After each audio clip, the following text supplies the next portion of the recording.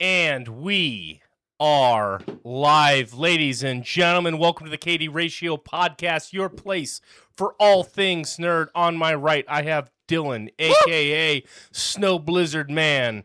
And on my left, we got the Blue Balls Wizard, K713, Kyle. And in the middle, yours truly, it's Basic Bill. That was a letdown off of the nicknames you're supposed to estimate. I pale in your guys' comparison. I live in your shadow. What's the origin of your I'm merely a permanent guest on the show. Blizzard You Man? guys are the Blizzard. founders. What was that? Blizzard, You guys are the founders. Snow Blizzard, and he's blue ball wizard. Mhm. Yep. If you don't know your own fucking nickname, It was just assigned to me now. no. No, I've There's a literally whole been calling you Discord. that for years. Our community. Well, they didn't know that. Now they know. How we doing, That's gentlemen? It is Tuesday, May 26th, 7 o'clock Pacific. Not quite. Close enough. We I just came had a early. steak. God, I love meat. It's delicious. You like the meat in your mouth? I love a good slab of meat. It did look really good. It You did. made us watch. I made them I know. watch while they had their fried Odd. chicken. We were in a cuck chair and everything. It was odd for sure. Well, let's get into some of our topics tonight. Yeah. What did we have on the The list? here? first one I see here I was going to say I shared a couple things was this week. I think the the PlayStation 5 price hike. PlayStation Plus. Yeah, thank you. Price Not hike. 5. I was like, another one? It's shit. It is now $17 a month. Is that what it's 16? $10 a month. No, No. Yeah, you're wrong. Read it again. $10 a month, Read it again. and then 28 for 3 months. It's a lot of money, guys. That's a lot of money to play online games. Is that for the top tier? No, that's I That's think just the basic Just to plan. have? Yeah. So we're looking at annually. It's about $120. I'm pulling up the tweet that you shared. It doesn't apply to current subscribers. What? So like you're grandfathered in at the price Yeah, for how long? 2 months, and then I- it's going to change probably. it don't say. Except 30 if you're in years. Turkey or India, Oh yeah, well they had you're to not do grandfathered. Oh, You get the lira has Interesting. gone up in price or gone down guess. and has been devalued relative to the U.S. dollar, and they want money. and they need their monies. Yeah, that might be the case. I just thought it was interesting. I saw it. I feel like this is the second price hike in a couple years, I guess. The outrage was pretty damn high.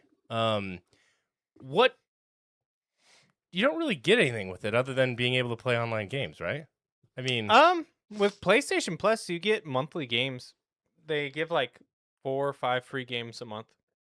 And they have a catalog of free games. It's almost as like well. Game Pass. do you guys now. do you It guys pay doesn't- for it? It's not, yeah. It's Yeah. not as good by a long shot as like Game Pass is.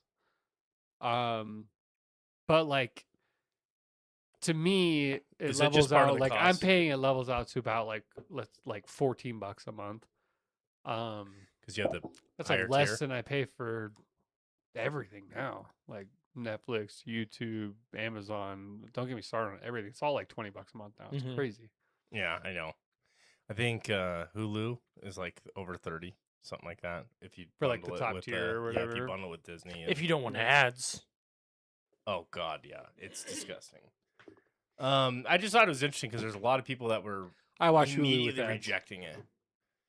Just so pissed off. They're like, they're taking advantage of the global crisis and raising prices. Blah blah blah. And I was like, yeah, it's what you can do.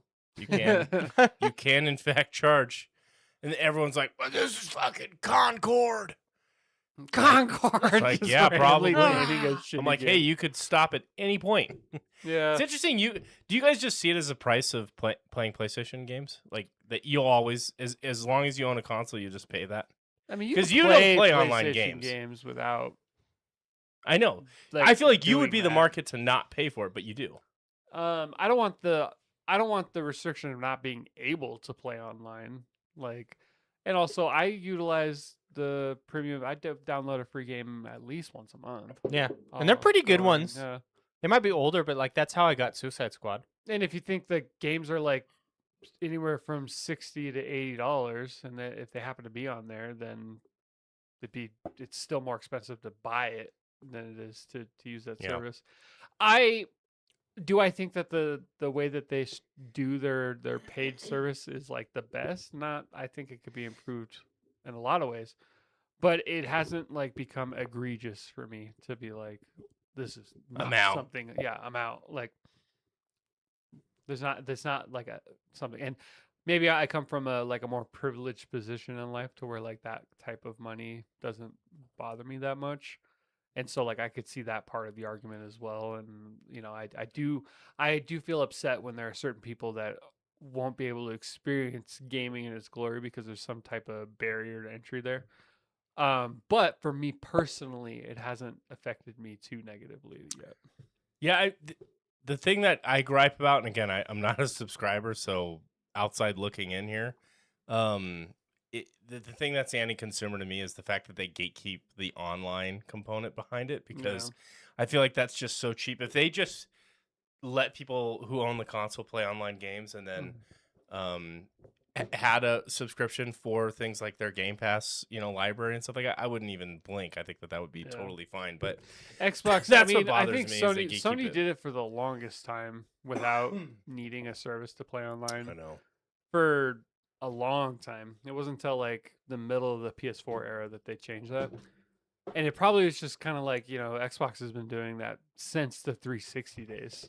And so they're like, if they can get away with it, It's not just a us, part of that. like- You're absolutely right. That's just what they did as a platform years ago, and they're just like, oh look, people buy just it. keep playing for it. That's the main thing. If you don't like it, the only way to affect change as a consumer is to not consume it. Well, and listen to Like, this. 100%. The Xbox Game Pass, remember we talked about how they raised the price? Oh yeah, they lowered it again. Yeah, they lowered Yeah. it. What's it? Because they way overshot. So they raised it up to like 30. It was 30 and now it's 22. Yeah. A month?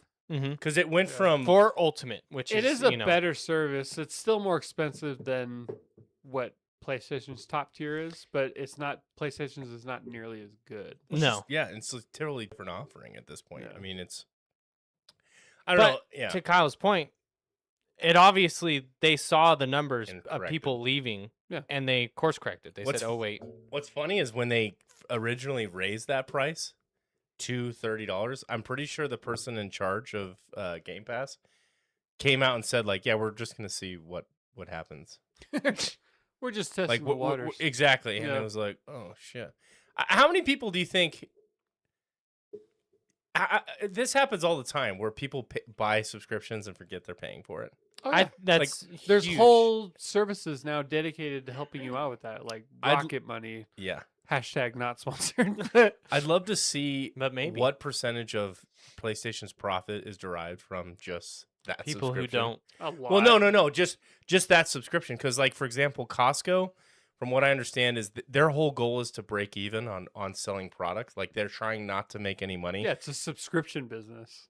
All of their profit is derived from the annual $60 Costco fee.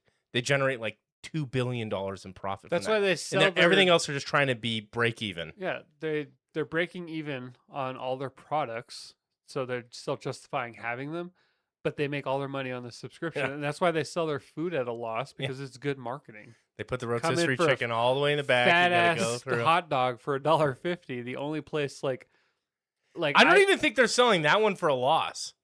Like I've heard the CEO say like, oh yeah, we still make some money on that. That's crazy. yeah, That tells you how much the profit margin is on like when you go to Food. fast food place. Yeah. Food in general. Oh, dude. Yeah. Like The profit margin's so high because it has to, because you have such a loss in restaurant Yeah. business. That's the problem. Well, I think the rotisserie chicken they do lose their ass on, Yeah. but that's like a strategic thing. They're the $5. if I worked rotisserie next chicken. to a Costco, I would go there for lunch every day. Oh yeah, Dude, like 100%. They got good shit there, dude. You can get like a good ass meal for $5.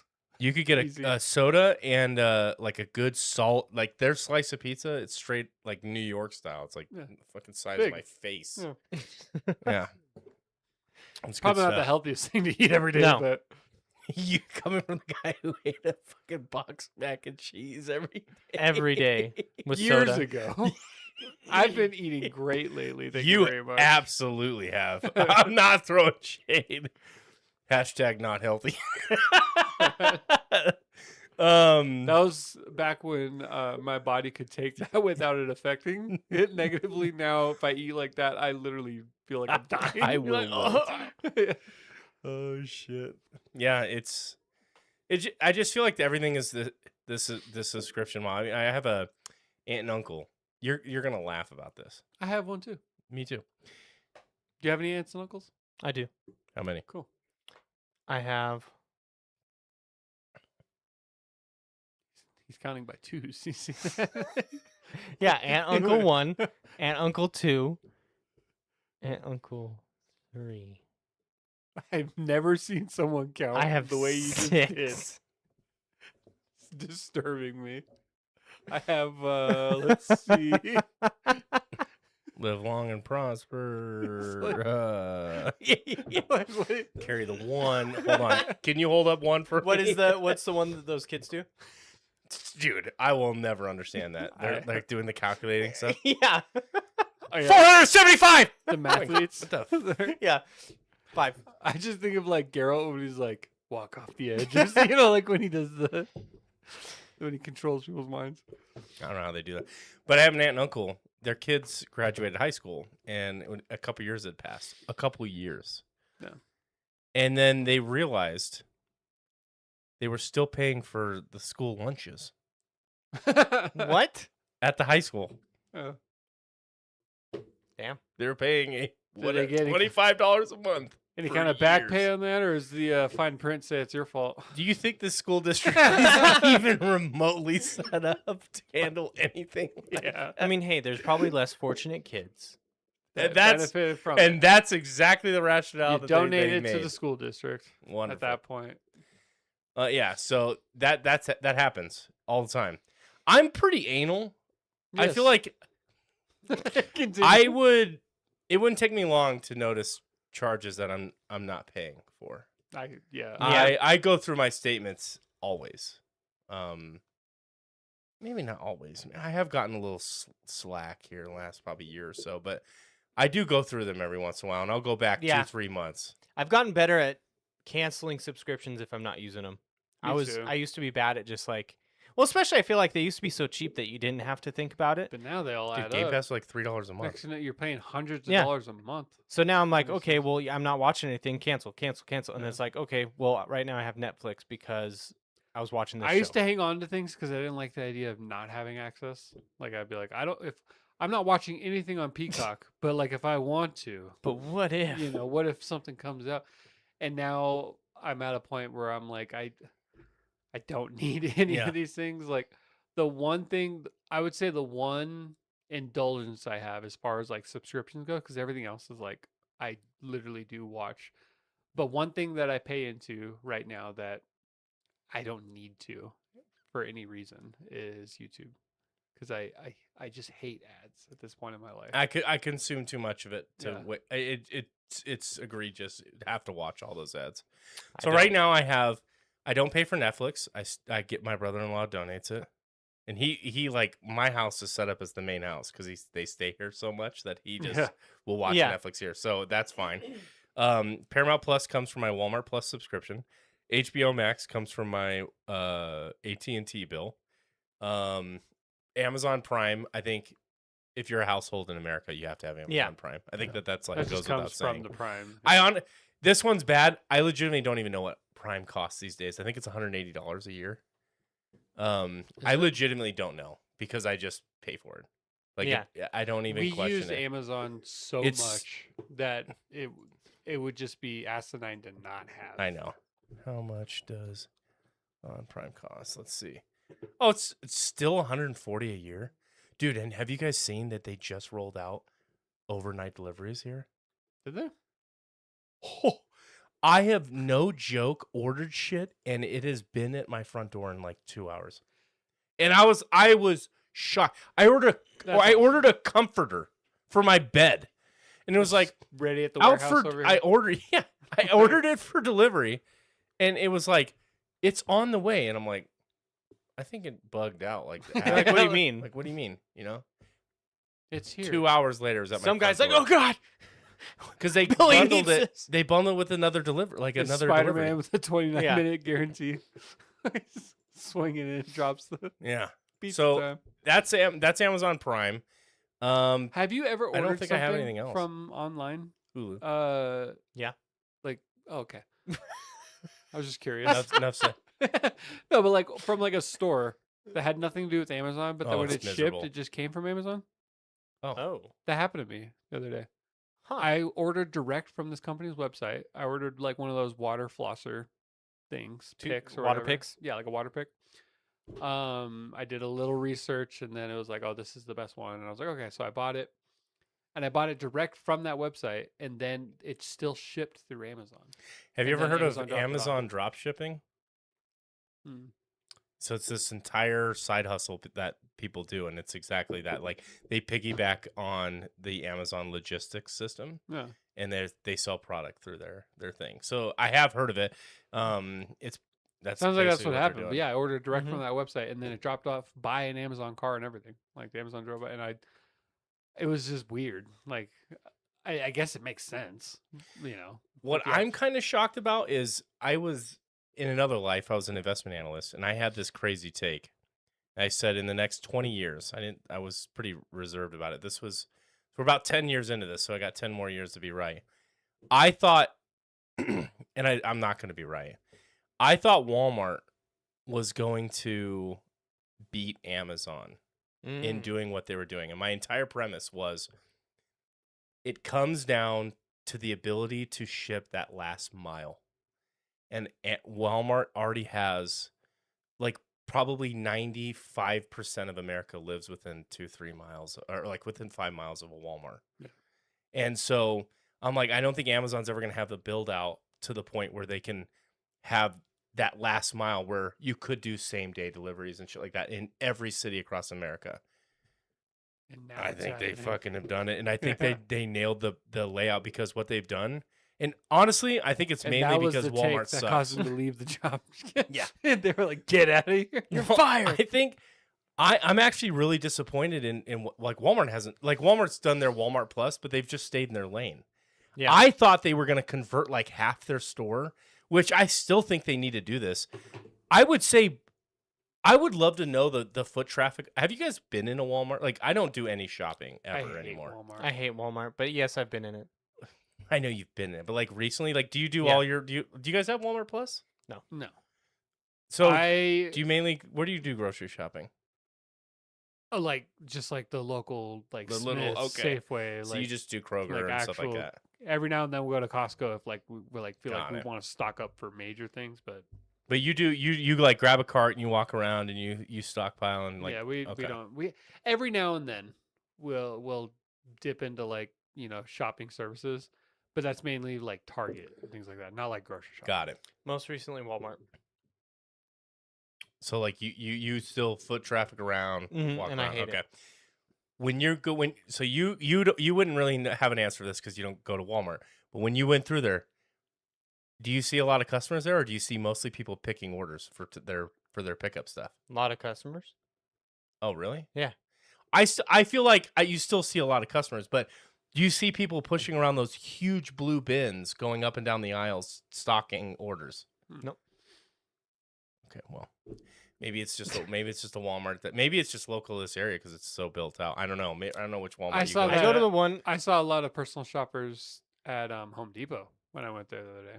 Interesting. Yeah, I saw a lot of people like putting together orders and stuff. I believe that. Yeah. I have a buddy that's like a kind of a pseudo contractor, and all he does is deliver it to this job site because he orders like massive amounts of material and they just drop it right on site. Yeah. It's nice. At But- first, I was confused. I was like, "What are these like? What are these people doing? Like, Yeah. they're like buying things in bulk and stuff." I was like, "This is crazy." And Doomsday then like, prepper. and then They're I just was, picking the orders. I Yeah. was realizing I was like, "Oh, this dude's got like 5 different orders he's shopping for right now, and he's just got a ton of shit in 3 different So- carts." So that's my take. Like I feel like when I go into Walmart, which is very seldom, but when I go in there, it's like 50% customers walking around, and the other 50% like actually shopping down aisles are Walmart pickers that are putting together pickup orders for all their Walmart Plus subscribers and stuff. And so what I'm shocked with is that Walmart hasn't somehow converted their stores to support that business way more and do, I mean, and get better, because they already have like Walmart Plus.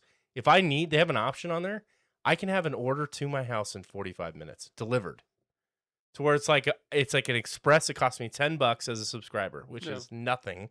Is that It's what we faster. did for the game controllers? We did DoorDash. We did DoorDash for that, Yeah.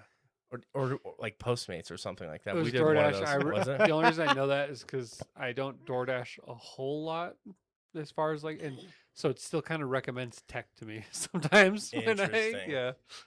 So but I couldn't go to Walmart, shop for what I need, and be back in my house in 45 minutes. So like that service is crazy to me. And I felt like Walmart could convert they already have the build out of, like I said, 95% of America lives probably within 5 miles of a Walmart. They already have the warehouse infrastructure. They could convert their store to doing like more Amazon style, like stuff that you wouldn't expect to be. Like I order stuff on Amazon, basically the stuff that I know is not near me, right? It's like weird shit that I don't want to have to like go to 8 different stores for. I feel like they could convert their huge footprint to having like more of a warehouse style thing to be able to ship that stuff in hours. But that conversion has been hella slow from Walmart. And I'm not even sure they want to be in that business, to be honest. I think they want to stay in the grocery lane because I they have have not such been dominance. obviously keeping track of like how they're doing, but like maybe they just don't want to care to compete with Amazon. And maybe Amazon's such a they're still dominating a super force. financially profitable company. Then Yeah, I mean nobody beats Walmart in revenue. I think they do like 800 billion a year. I guess in don't raw fix revenue. It's not broken. Is the philosophy. Yeah, until you're broken. Well, I'm sure Sears thought the same thing. Well, Yeah. like it's not a big deal. Yeah, exactly. And then they stagnated, and Yeah. People used to order houses from Sears. You ever heard of the Yeah, Sears like house? yeah, Like I learned shipped that to you on a from- train. Red Dead. Not even kidding. Red Dead? Yeah, like Got this from Sears. they don't say the word Sears. They say like an equivalent of Sears. Eh. But at the end of the Red Dead 2, you buy like a manufactured home where it ships in parts. You and just then put it together. the whole like epilogue is you like putting it together and being a family man or whatever. And then I was like, I wonder if they really did that. And I like researched it. And like, yeah, Sears definitely did that. It's crazy. Hey, man, that's like cheap way to get a house, I guess. You Yeah, know? it was like back when they were doing it. It was like $4,000. Yeah, I'm not even kidding. What? Those houses selling for 800,000 now. And you had Wow. like 20 acres. Yeah, like it was crazy the amount of. Not that $4,000 was cheap back then, but it certainly. It got you shelter. Yeah, like it was. You had a shelter for $4,000. Damn. I don't think this price hike though is enough to take me off of PlayStation, going back to that, versus the Xbox One. I already wasn't using it, and it was enough to push me off. The average price of a house on the low end for a small house would be $1,000. On the From high end, Sears? yeah, on the high end this is just home prices in general. Not even like so already built. You don't have to worry about the labor. So early 1900s. Oh, okay. Yeah. I'm like, I how just the fuck for do you? Sears it was like $3,000 or whatever, but it was anywhere from 1,000 to 5,000 depending on size price. Adjusted for inflation, you would think, right, that it would. Oh, that I must would be say it's probably like 35,000. it's higher than that. Oh. But that would be the equivalent of anywhere from 100,000 to 170,000 Oh, in today's money.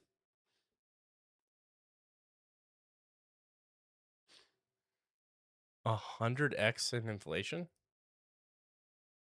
A 900 square foot Sears model house would cost $872 for materials, and then roughly $1,530 if you were to hire the labor for it. Pretty economical. I'm just like people talk about like, well, adjusted for inflation. I'm like, no, Still was cheap. It was still cheap, even adjusted for inflation. Yeah. Like, imagine buying a 900 square foot house where we live now for 100,000. 100,000. Like, there are some places where you can get away with that, but like this came with land. These were nice. Now it's like if you bought 100,000, like it would just be the worst, most ghetto place in town. You would be financially ruined. Yeah, like we looked at like some of those houses that were like 230,000. Like there's no walls. It's like condemned. The property, like it's crazy. You literally can't yet move into that house. You Yeah, have to like- tear it down. Yeah. Anyways, that's a whole different. Jesus. But yeah, Sears and Roebuck. Yeah. I Subscriptions. I went down this rabbit hole of like all these failed, like big companies that like like what caused it. The one that I weirdly feel nostalgic about, which I don't know why, because it's just a plain ass store, but we used to go to all the time when I was a kid, is Kmart. Oh yeah. We used to always go to Kmart when I was a kid, and it just kind of disappeared without me tracking that. One day I just was like, "Are there any left?" And then I realized They're they're all gone. gone. Well, Walmart beat it out. No. It's cheaper. Kmart. I'm shocked Target's still around, to be honest. I don't know who the fuck goes to Target. I mean, clearly Target you guys is so still go. busy all the time. That's so It's crazy Actually, to me. it's lately we've started to not like Target as much because it feels like Walmart. You go in there, there's so many people, and now we do the online shopping and like the pickup, and you have to wait in line in your vehicle sometimes to park at one of the spots to do Holy pickup order. shit. Yeah, it's crazy. What do you usually get at Target? Like, what's your... You're not buying Basically, groceries. Well, you can. It's a grocery store too. Right, but you're not, right? No, we're not. But basically, any household item that isn't food. Baby So like clothes. clothing sometimes, but I'm talking like soap and Oh. hair stuff, and like any common household item that you need to replace that isn't food. Toothpaste, toothbrushes, mouthwash, floss, shampoo, conditioner, all that kind of stuff. And then also Target is like, my wife's favorite place to shop. So if we go in there, it's danger. It is. Ooh. So I piece feel of like when candy. I go to Costco. Yeah. I don't like Costco, not because it isn't a phenomenal deal. I just don't like the pressure of being in an environment where it just feels intense. And like I like to feel like at ease when I'm shopping. I don't like Costco feels intense. It yeah, it's so does. busy. It's Yeah. so, and I hate how they have all the on the floor salespeople now. They're trying to sell me true classic teas and shit, and like I All right, bugs what me. size you need? or internet service. Wait, really? They try to sell you clothes? Yeah, like Yeah. they'll have like true classic tea guys, like in Costco selling true classic teas, and they're not a part of Costco. They just have Okay, some it's like kinda- the booths that they. like they I have fucking booths. hate that. Yeah. The AT&T or the AT&T Verizon booths, the people. Verizon- Like, What kind hey, of who's service your you internet got? provider? It's Ah, like if you even whatever look you're at them, selling. Yeah. it's like you're gonna have a bad time. You just want to get through. So that's why I don't like Costco. Not they're- because it yeah. isn't a great service. It's just I don't feel like I'm like I don't like being on edge, and I'm Well, the type of person That's that why I gets love put on online edge. shopping. Yeah. You avoid all of that. Mhm. And you don't impulse buy any of the shit that you go there and you're like, oh, what a deal on gummy bears. Canadian whiskey. Or, well, I've never impulse bought alcohol, but Never. Well, you're clearly not an alcoholic then. I need it, man. It's 5 cents off. $150 bottle. The savings. is- Comes in a plastic bottle Phenomenal. too. Damn. That's when you know Kirkland it's brand. real Yeah. good. I feel like it would burn the plastic over time. I don't think. Glass I'm is not. king. I don't know. That's why they say, like, if you have Coke out of a glass bottle, you know, it just tastes better or whatever. Well, that's because they use different sugar. What do you mean? In It- all The glass Coke is real cane sugar. Well, you can If buy it's Coke produced with in real Mexico, cane, I think if Yeah. it's American made, it's just the same as a plastic bottle. but you could also buy Where real. can you buy glass American Coke? From the From America Walmart? store. Have you never been there? The America store. Walmart sells Coke in glass Th- bottles. That's the Walmart. Mexican Why is it Mexican? because it's made in Mexico. Hecho in Mexico. Let's see. Can you buy What glass? you could buy? So I'm Bottle. a Pepsi guy. You could buy Pepsi with cane Coke sugar. Yeah, I know that. American. But I'm pretty Man. sure. I mean, we're about to find out. I'm pretty sure all the glass Coke you see at least at like Walmart or any of these stores is the ones that are made in Mexico.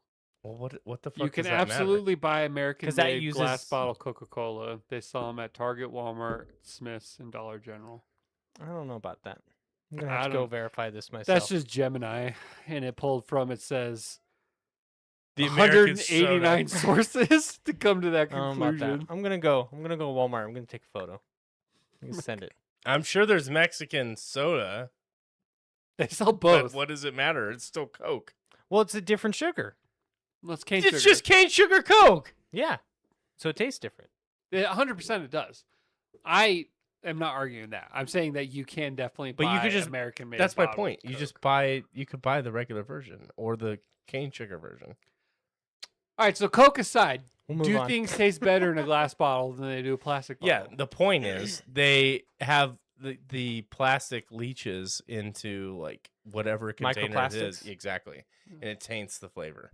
Which Which it I would enhances it. I would So many 100% agree with. microplastics. I have adapted. Enhances. How long's your taint? It's like a seasoning. Have you Your heard that? taint size? Yeah, have you heard this? Uh-uh. So this is like a epidemic that's been going on, but the more microplastics that your parents have consumed, the smaller your taint is, which includes which causes infertility issues because it has like something to do with your prostate size and stuff like that. But like Interesting. you basically kids this generation have like the smallest taint ever. Versus like if you go back a few generations, you have like a very I large wouldn't even separation. feel comfortable looking that up. Like kind of like There was a whole like taint doctor. How do you Google that without landing on a list? Do Show me in the kids' taints. Yeah, like Oh, God. be careful, man. Show me. No, you're not googling For it to scientific see reasons. that. They're not going to show you that. Is this like peer reviewed? This seems crazy to me, but I don't know. I've heard a lot of shit about peer review. It's a lot. The internet's amazing. There's opinions about every terrible. fucking thing, dude. God. What else are we talking about tonight? Destiny. You. Um, Destiny 2 died yeah. so that Marathon could crawl and die. I mean, as like you're a decision maker at Sony. At what point are you thinking about this deal? Like being a tremendously bad decision. How much did What they deal? spend? when you bought Bungie. Bungie? Yeah, they bought Bungie Yeah. for Um, over $1 billion. Probably a long time ago. Like how much, like after the launch of Marathon or before that? During development, when they see the Marathon product and go, oh, this is what we made?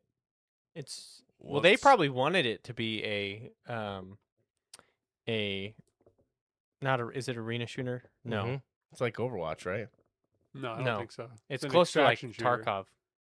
It's an Oh, extraction it's an shooter. extraction Yeah. game? Yeah. Extraction Oh, shooter. God. They probably wanted that. I don't know. The game itself to Sony. me, Of course they wanted it. it. They owned the studio and then they greenlit the project. Well, I mean, like, we've the few stuff we've seen canceled Sony projects from the past were like live service, like they seem to Sony behind the scenes seems to be pushing towards arena shooter online live service type games.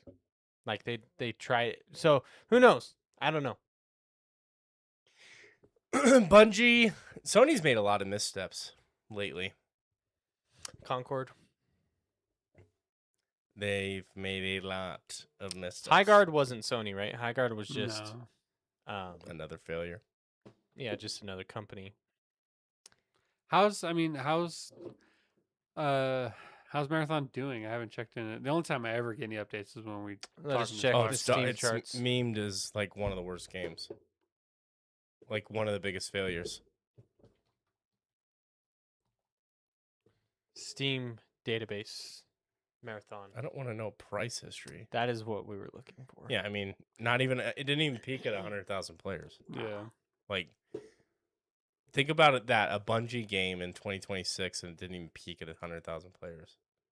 Like they didn't even market it. It's a survival extraction FPS from the creators of Halo. Well, What and, does that like, even mean anymore? Halo and Destiny, I know. I mean, come on. For me, as somebody who did enjoy Destiny and did enjoy, I grew up with Halo, grew up playing Destiny. This is not what I came to them for. Like, I think by going strictly PvP with this, and I know there's like it's PvEVP, so there's like some bots in there, but as soon as you said it was PvP, lost me. Like instantly, I was like, okay, I'm not getting that. And I think that's a big part of their fan base. I think that's a really big part of their fan base, due to Halo. Single player. I mean, yes, the multiplayer carried it, gave it a lifespan, but I think Halo it's a single was player made story. by PvP. Hmm? I think Halo was made by PvP.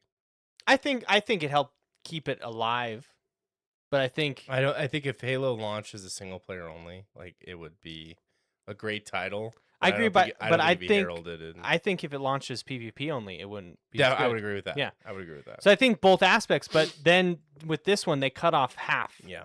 of their fan base. So Oh, it's so hard to get these games right because they cost so much money. Why is it that these games are getting so expensive to make, and yet AI is just everywhere in everything else and making everything else way cheaper? well, and Hey, what the fuck? Like, when does it break into the gaming industry where it's like, hey, we can produce quality games for piss cheap? and it already has broken into the game space, but it doesn't seem to be. AAA. It's like these AAA studios are clinging on to, oh, we've got 1,000 developers making this game. I don't know. I feel like let these behemoths burn. Let them die. The fact that like it's hilarious to me to see that this game from the creators of Halo and that's what I get from that. I literally feel like it's like Destiny was a my massive grandfather. success. When? I mean, they've been No, releasing. like what highly year? played- What year? When was Destiny at its All of the 2010s and early 2020s. peak? when was Destiny at its? Let's look at this. Look on Steam. Destiny This 2. probably won't have the best. This is today. No, I know. Going back to. So they do updates, and then they have a oh, it only goes back to. Well, and the thing is too is Destiny was a PlayStation only thing for a while. Wasn't it? It was on Xbox. Oh yeah, I know you're right. Yeah, it was. Was it on Steam? I think it was on Steam as well. I don't remember it being just PlayStation. Destiny 2 came out in 2019. Yeah, When did Destiny 1 drop? 14, I think. So because they said from the creators of Destiny, not Destiny 2, Destiny 1. So They when also did created Destiny 2, though. what I When bet you people that- say I bet you- Destiny, they don't think, oh, just Destiny 1. yeah, I know that, but I bet you those people left that studio. If they've been making Marathon Scroll down. Marathon took how long to? I don't think it's gonna be on there What because the they heck? probably converted The it into the same title. Destiny 2 is Destiny 1, Destiny 1, Yeah. so that there's not going to have data. right? Because I think how long did My point is, Destiny was a very popular game up until very recently. It's not like it fell off 10 years ago. So if they started Marathon development 7 years ago, then those dudes made Destiny 1 and not Destiny 2. So when did It's Bungie.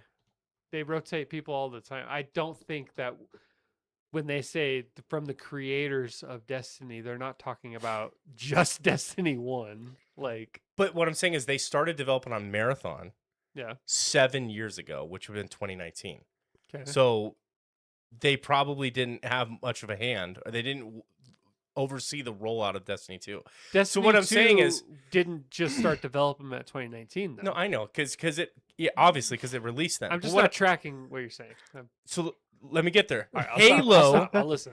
Halo, and Destiny 1 are titles that are fucking 12 and 13 years ago. Halo is like 20 years ago. These titles are like ancient, and they're staking like when you go to the product page, they're talking about it like it's some super relevant game. This game just got shut down. The second version of it, not like the original version. What I'm saying is like these games are old as shit, and marketing in today's world is so hard that like I bet you this studio is like, oh, we could look at that from the create. That'd be like saying like from the people from the people that brought you World of Warcraft at a time that was definitely really relevant. Saying it in 2026, is that really that big of a fucking deal? I think your Like argument you're tracks, 20 years old. Like you're old news, brother.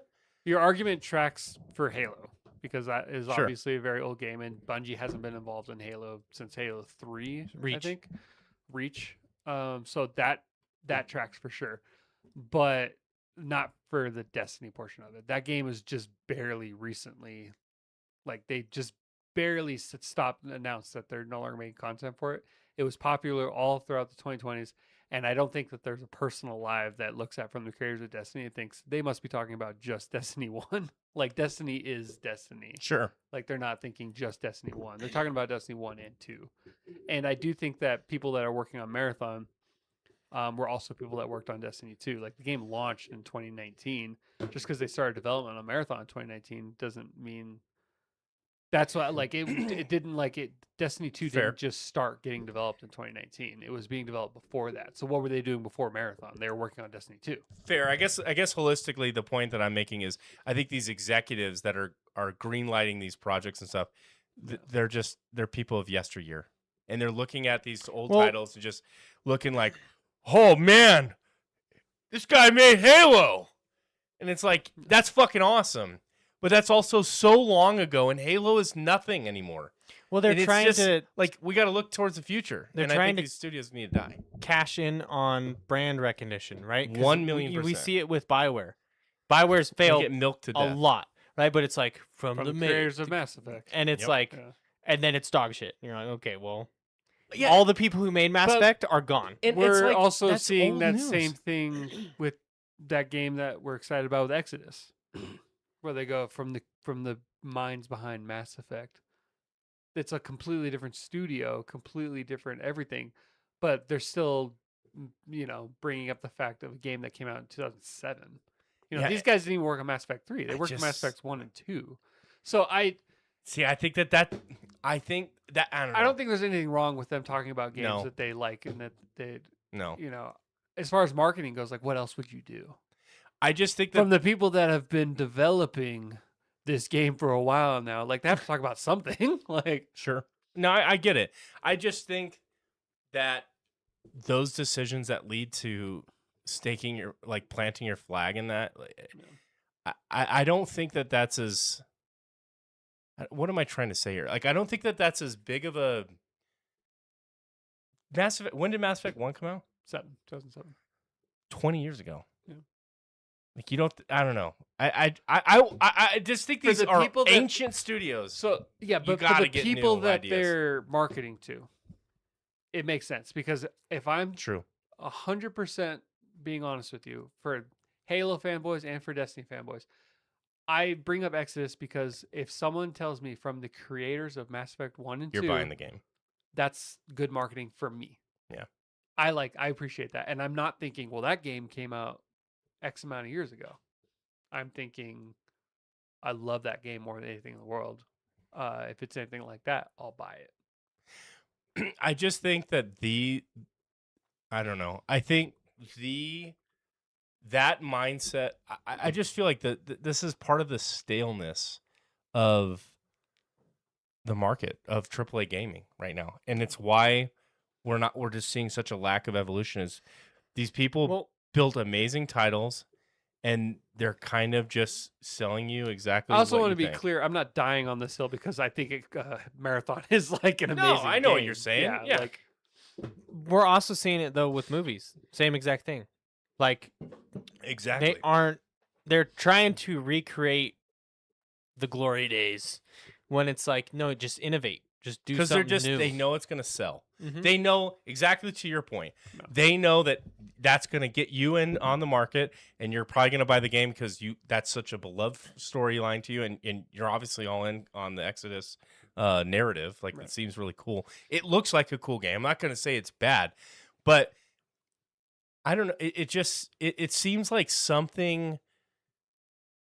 When I go back and I watch, I don't know. I'm trying to frame this point. When I go back and I watch, like, World of Warcraft launching and ArenaNet announcing Guild Wars 1, or Halo or Mass Effect, right? Like, I go and watch these like launch parties or these like Guild Wars ArenaNet just did a documentary of them making Guild Wars 1. Yeah. The dudes in there are like 25 years old. They're like fucking nerds in a garage, banging it out and doing cool shit and having fun with it. And now I go and I watch, like, I'm really big on MMOs, and there's like 4 still out there left that are like on the horizon, and they get canceled once a month. Yeah. And I go and I listen to these round robins. Like, it's called Ghost. Project Ghost was the one that I was really into, and it was from a creator from Blizzard, and he built World of Warcraft. He's sitting there. He's like an old fucking man. He's like 60 years old, like maybe 55, 60 years old. And you're just sitting there and you're watching him. And at the time, I didn't really think about this, but the more I think about it, it's like, your time is come and gone, brother. Like, it's time to... You even look at these, like, fucking movie directors when they were young. Like, how old was Christopher Nolan when he did Batman?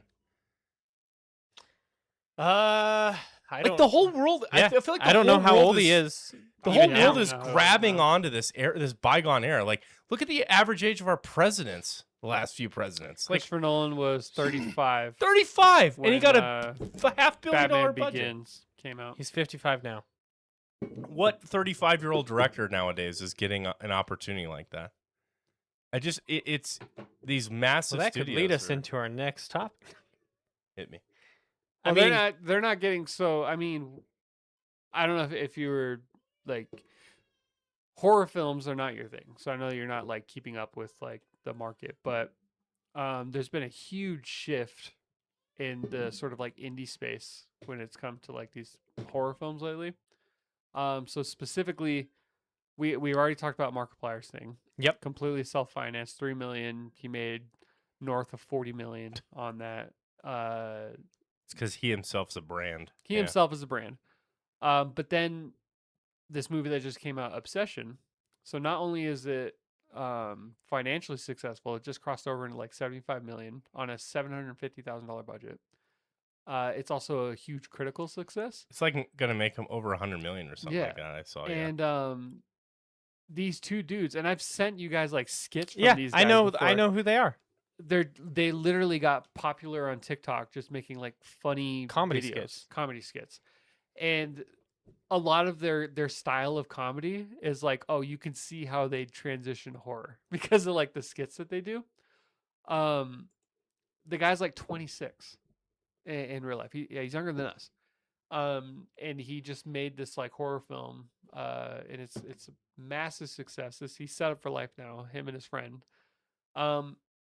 The other guy who is famous on YouTube for just making like backrooms videos, somehow he's 20 years old. He got A24 to back him to make a backrooms movie with like big name actors, and that's coming out this Friday. And so I'm like, is Hollywood changing, or is it specifically like the indie market is now willing to take more risks on like, they're like, oh, this person made a really popular YouTube video, let's give them a platform. I think they owe a lot of it to Jordan Peele. Yeah. He was the first comedian, at least to my knowledge, the first comedian turned horror director that absolutely killed it. Then you have Zach Kreger, who did Weapons. He also did Barbarian. Yeah. He was on The Whitest Kids You Know. He was a comedy guy, and he started to make horror films, and they've been, both those popped off. And so I think at least Hollywood, I think, is changing to like, hey, we should maybe look into the comedy side. Are we taking? The TikTok guys were obviously massively popular, They have less than 1 million subscribers on YouTube. but on TikTok, I don't have TikTok, so I don't know what their presence was like. It wasn't small. I know that. Yeah. It had to have been like Markiplier is at the 10 million mark. 30, I think. 30 million? Yeah. Oh, Yeah. fuck. Okay. And then who's the other one that just got greenlit? I forget. I don't even know his name. He's It's like Backrooms He's Kid. like 20 years old. Is that the name of the channel? He made like a called Backrooms. No, the analog- channel is his actual name, but he made if like you a just look up Backrooms analog horror video on YouTube that got really popular, and then he got greenlit to. for Oh, A24. the movie. We saw the trailer there. for this. Yeah. Kane Parsons. Kane Parsons. 20 years old. So he made a skit that then went viral, and then they decided to make it into a movie. 100%. Yeah. And Got it. I'm just But like, he's the director. he's Well, a good. director. Like they didn't. I remember your friend going crazy over the trailer for this. Remember? Yeah. Yeah. Day one. Or whatever. Yeah. Okay. I don't remember watching this with you guys. We You watched this weren't there. together? You weren't Oh, there. okay. What was It- the movie? It was Project Hail Mary. Yeah. You couldn't make it for some reason. Yeah. But Oh, it was like at the theaters. I thought you like watched it on YouTube. No. I was like, that's such a weird thing for you guys to like check out the Backrooms trailer. so at least in the horror space, we are seeing some type of fresh Like studios are taking movement. chances. Yeah. And it's working. At least, you know. Like Zach Kreger, he's gonna do. People are hyped about Resident Evil. He's doing Resident Evil now.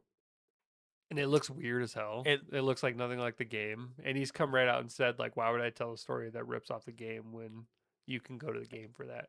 I kind of respect it. Well, I wonder if they've. To me, it's like it's. I don't even know if it's risky. If you're greenlighting something that for somebody that has a massive following, Yeah. they probably saw what Markiplier did or Jordan Peele. I mean, it's hard to say that they took a risk on Jordan Peele because it's like that dude is like one of the most recognizable. Yeah, he had Yeah. Key and Peele. Yeah. But then you look at Markiplier and it's like, hey, this guy just made, 15x on a half-ass, not half-ass to him, but like put together a little I was like, non-Hollywood budget Half-ass. level thing. You know what I mean? 3 million, we could put in 30 million at a blink of an eye, and make something scale it way up. Yeah, I think Hollywood is gonna. Hopefully, they transition to that. Greenlit more. Well, and I feel indie like stuff. going kind of hopping back and forth. We have seen that in gaming. Like I know you said you want to watch the AAA companies burn.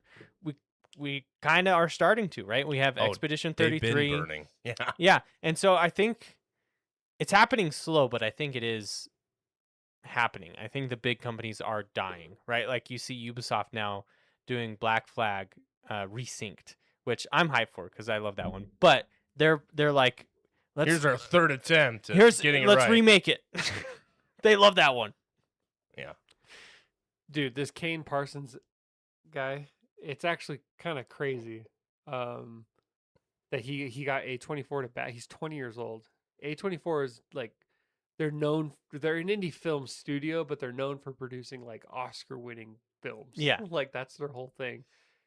And apparently he impressed the studio by creating a 30,000 square foot physical set within Blender and then talking about his vision of like what he wanted everything to look like. And he had like this whole portfolio and they were like, and he had like a video on YouTube that had See, that's 70 what I million want. views. I want money going to people who are fucking obsessed, No. and less money going to people that the MBA, Harvard grad says this is the low risk option. Like, I don't want that. Yeah. I want the fucking rogue dudes doing crazy shit.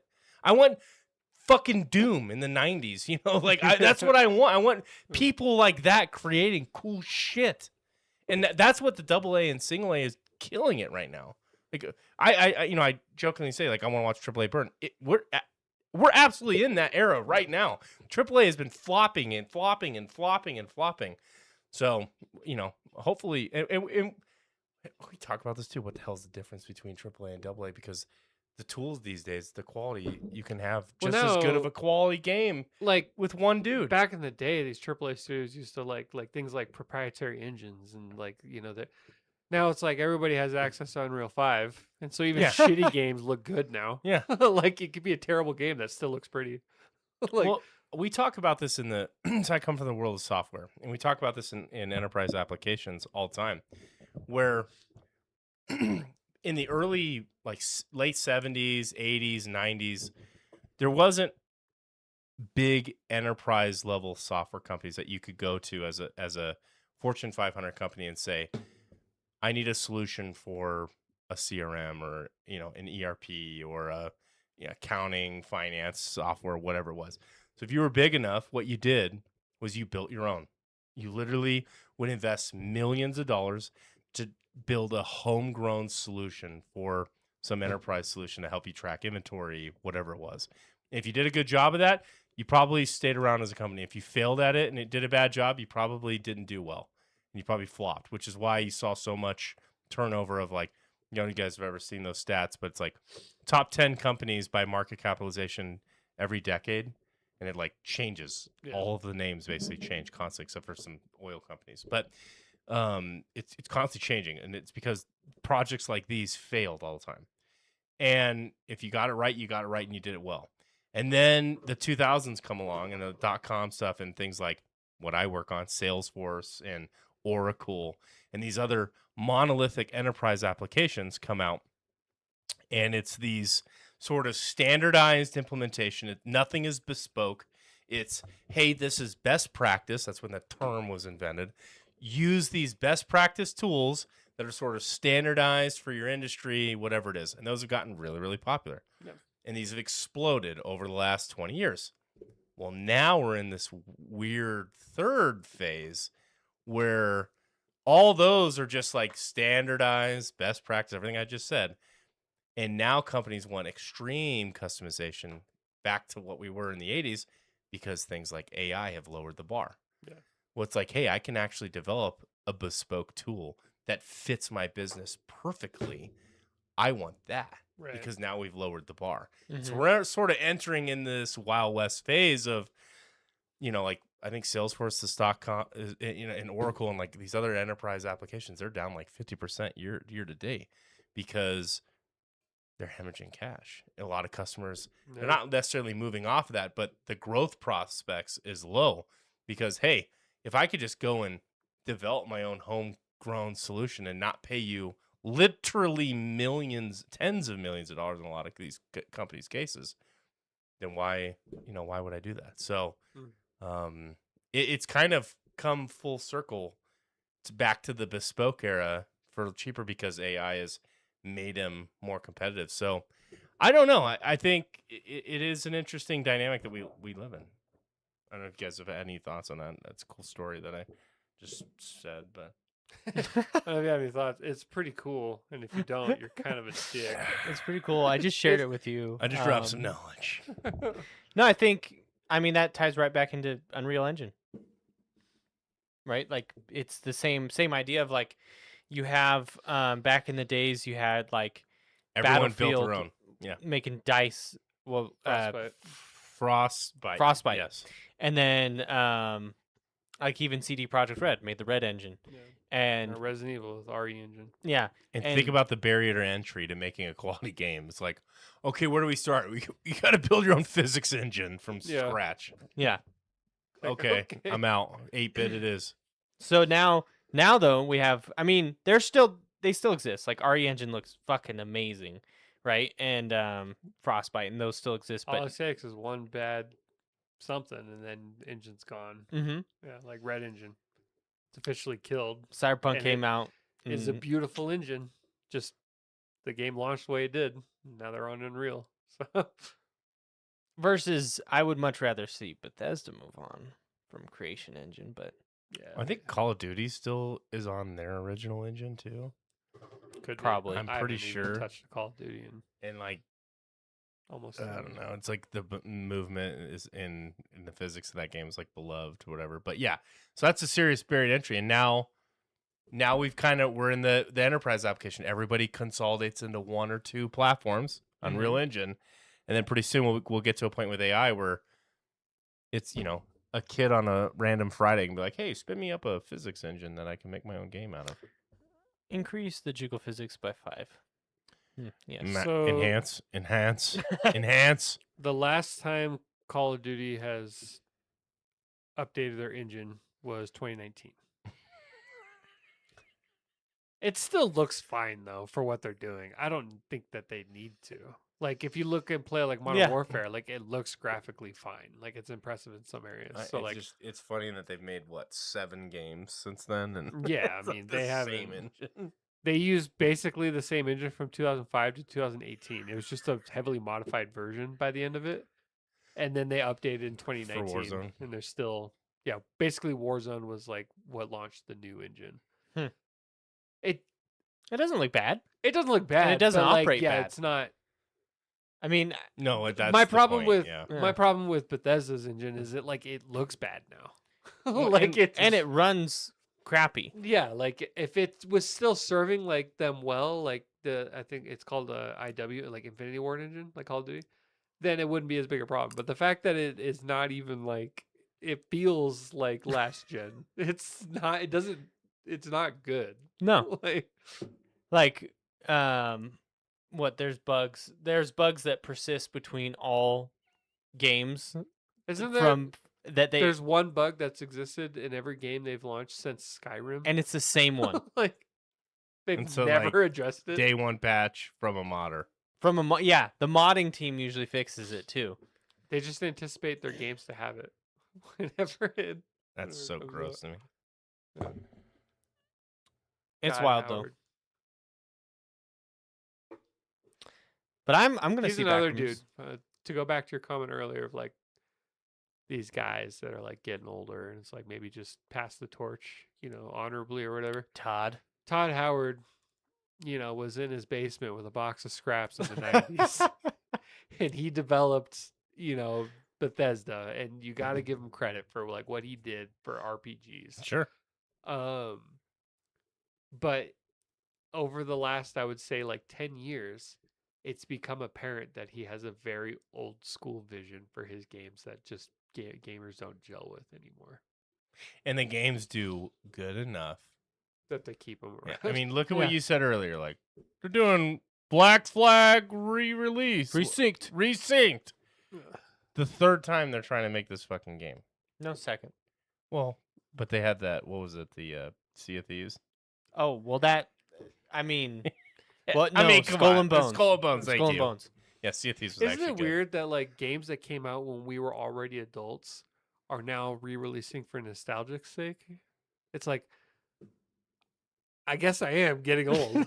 Like it used to be like, oh, this game came out when I was, 10, and it was just the I can't wait best. to I play it can't wait again. to play it.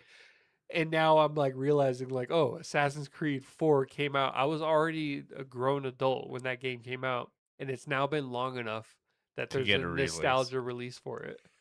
But just how much intellectual capital in the market is being wasted on re-syncing this game? Right. It's just sad to me. And I already know it. They have already done all the analysis. They're probably going to be within 5% of game sales. Their projection is probably going to be fucking spot on because it's a made science. They're going to be like, okay, we're going to Assisted do by this. AI. Yeah, we're going to do this. And we're going to sell this many copies. We're going to make this much money. And I'm so done with that mindset. Like, I want young, youthful energy with new ideas getting pumped in the market. And I think AI is the secret weapon to do that because everybody's gotten so tight with their purse strings to make everything so analyzed, and data is so cheap out there. Well, now we can actually have development level tools, stand in for the market. I pay for Claude, and I've been doing some passion project stuff, and Yeah. I'm building some cool shit, and I don't even really know how to code. And Yeah. I'm building some really cool shit, and I'm fucking happy with it. Now, is it bug free? Who the fuck knows? Yeah. I don't know how secure this shit is, whatever. But Comes out with Expedition 34 exactly, next month. is that taken already? It's the biggest game. Get this, it's gonna be turn based, but we're adding a parry mechanic. Oh shit. Game of the year. Hey, it was mind blowing when it happened. Now know. everything else is. Everybody's copying it. It's like Yeah. we have our own little twist. We're doing QuickTime events. It's like it's the same fucking thing, dude. Like, what are you doing? I really like He's ripping that when I mechanic first off. played it. It just felt good. Yeah. Expedition 33. for me personally, the parry and dodge mechanic in the turn-based thing, it feels kind of novelty. Like it was very cool for that game, but it's not like I'm going to be looking for that now when a game comes out. Like it served its purpose, but it wasn't like It was good for that game and didn't good for that necessarily game, but move I'm the not like genre forward. RPGs for me. Like I don't need that Yeah. per se. First game I had ever played that was an RPG that had like it was a turn based, but it had like real time mechanics in it was actually the South Park. The second one, Fractured Butthole. They had like quick time event turn based combat that was actually really fun. It wasn't on the level of Expedition 33, but that was I remember like there'd be different things where like you had like the baseball that you had to throw in the air and hit it just right. And you get extra damage. Yeah, just stuff like that. But I was looking up because when you were talking about profit margin and how like they've got it down to probably 5%. So the Dead Space remake, that one, they recently came out and said that we won't see another one. Like we probably won't see another remake because it sold below expectation. So it had a budget of 60 million. It made around 200 million, and that was considered a failure by EA. Isn't that wild? Well, so the budget to make it was 60 million, and they probably spent 130 million to market it, right? Because marketing is included that or no? I don't know. I don't think it is. Because what is it in Hollywood? like- we looked it up. Isn't it one it's for one, something right? Well, like- to be a success. Yeah. It's like if it costs you 200 million to make it, you should spend 200 million to market it. Something Yeah, like that. and then also the more money it costs, the more obviously, the more money it has to make to be a success. But it grows. So like 100 million, Yeah, you, and then you make 200 you need million a on it. multiplier. Yeah, the multiplier gets insane towards the end. Like these Avatar films, I think it's something like they need to sell like at this point it's like 2 billion to be considered a financial success. It's fucking crazy. It just exponentially gets bigger and bigger the more you spend. It's not like if you make the budget and marketing, it's a success. Yeah. It's like yeah. there's whole We're getting people to that funny spend numbers. nothing but their entire lives analyzing this Yeah. data for these companies. It's crazy. That just triggered me. GTA 6, is that coming out this year? I think so. Yeah. I'm not. They have been pretty quiet. I won't buy it. I didn't buy 5. But I bought they've been 5. super quiet. They have been. I Which is a think it's little going to weird. get another delay. I still stand on my thesis from before. It's not coming out on this generation console. I think it will. I think. Well, this is my. What are they? Theory. This is my hot take, or no, not hot take. This is my bold prediction. Is it's not coming out on this next generation's on this current generation console, and they're going to delay it again and try and coincide it with PlayStation 6. No, they didn't. Obviously, they that's didn't not do true, but- that for 5. GTA 5 came out in the 7th generation, PS3, Yeah, but Xbox 360, and this then is- it re-released on the 8th generation and the 9th. Yeah. But I think with a lot of the AI mechanics in the game, I Yeah. think they need AI specific hardware, and I don't know It if just it's feels on like- console. It feels like that they've spent Billions. years and billions What's another year? talking about it coming out on PlayStation 5 and Xbox Series X. It's a bold prediction. I'm just I know. saying. Is it your Walmart versus Amazon prediction? I'm just kidding. Hey, we got 10 years to figure that one out. Yeah, I mean, you have more skills in this area than I do, but I don't know. I don't think that'll happen, but I could be way off. Yeah, the Walmart thing's definitely not happening. They've shit the bed. Well, Oh, I was they've talking not about shit the bed. Oh, GTA, not the Walmart thing. GTA. It's just they've been weirdly quiet. It markets itself at this point. They were quiet with But- Red Dead 2, though, as well. Yeah, I mean, you would know Rockstar. This Is going to change gaming their marketing forever. has never really been in your face. Even way back in They don't GTA need to. 5 days. They don't need to. In right? GTA 5 days, they launched like 3 trailers and then the game came out. There This- was no like developer insights and podcasts and like talk shows with the like all these games now yeah. have like all these lead up where they have like Gameplay trailer gameplay trailers, and inside the art teasers, director. and It's here's mind. us playing D&D in the world of this game we built, and so you can get the lore. Like GTA, Rockstar in general has been like, here's the trailer, maybe 2 more, and here's the game. Because they don't need to. They're fucking it markets itself. You know what's crazy? Yesterday was the first release date. Yeah, that I knew was not happening. Wow, the first release. Like, Oh, because it's always been delayed, but they never said a date. They always So would they just say said a year. date, right? They said like it's coming. Well, because out. it's supposed to be like they would say a year, right? But not a date. Like, was yesterday the first date that they gave? yeah, Yeah, and then okay. it got pushed back. But yeah, that's funny. We're Red talking Dead about it. 2 got. I remember on the very first trailer that came out for Red Dead 2, it said it was coming out in 2017. The fall 2017, and then that changed to spring 2018, and then it finally came out fall 2018. Every new trailer that came out had a different date, and that I was way hyped about.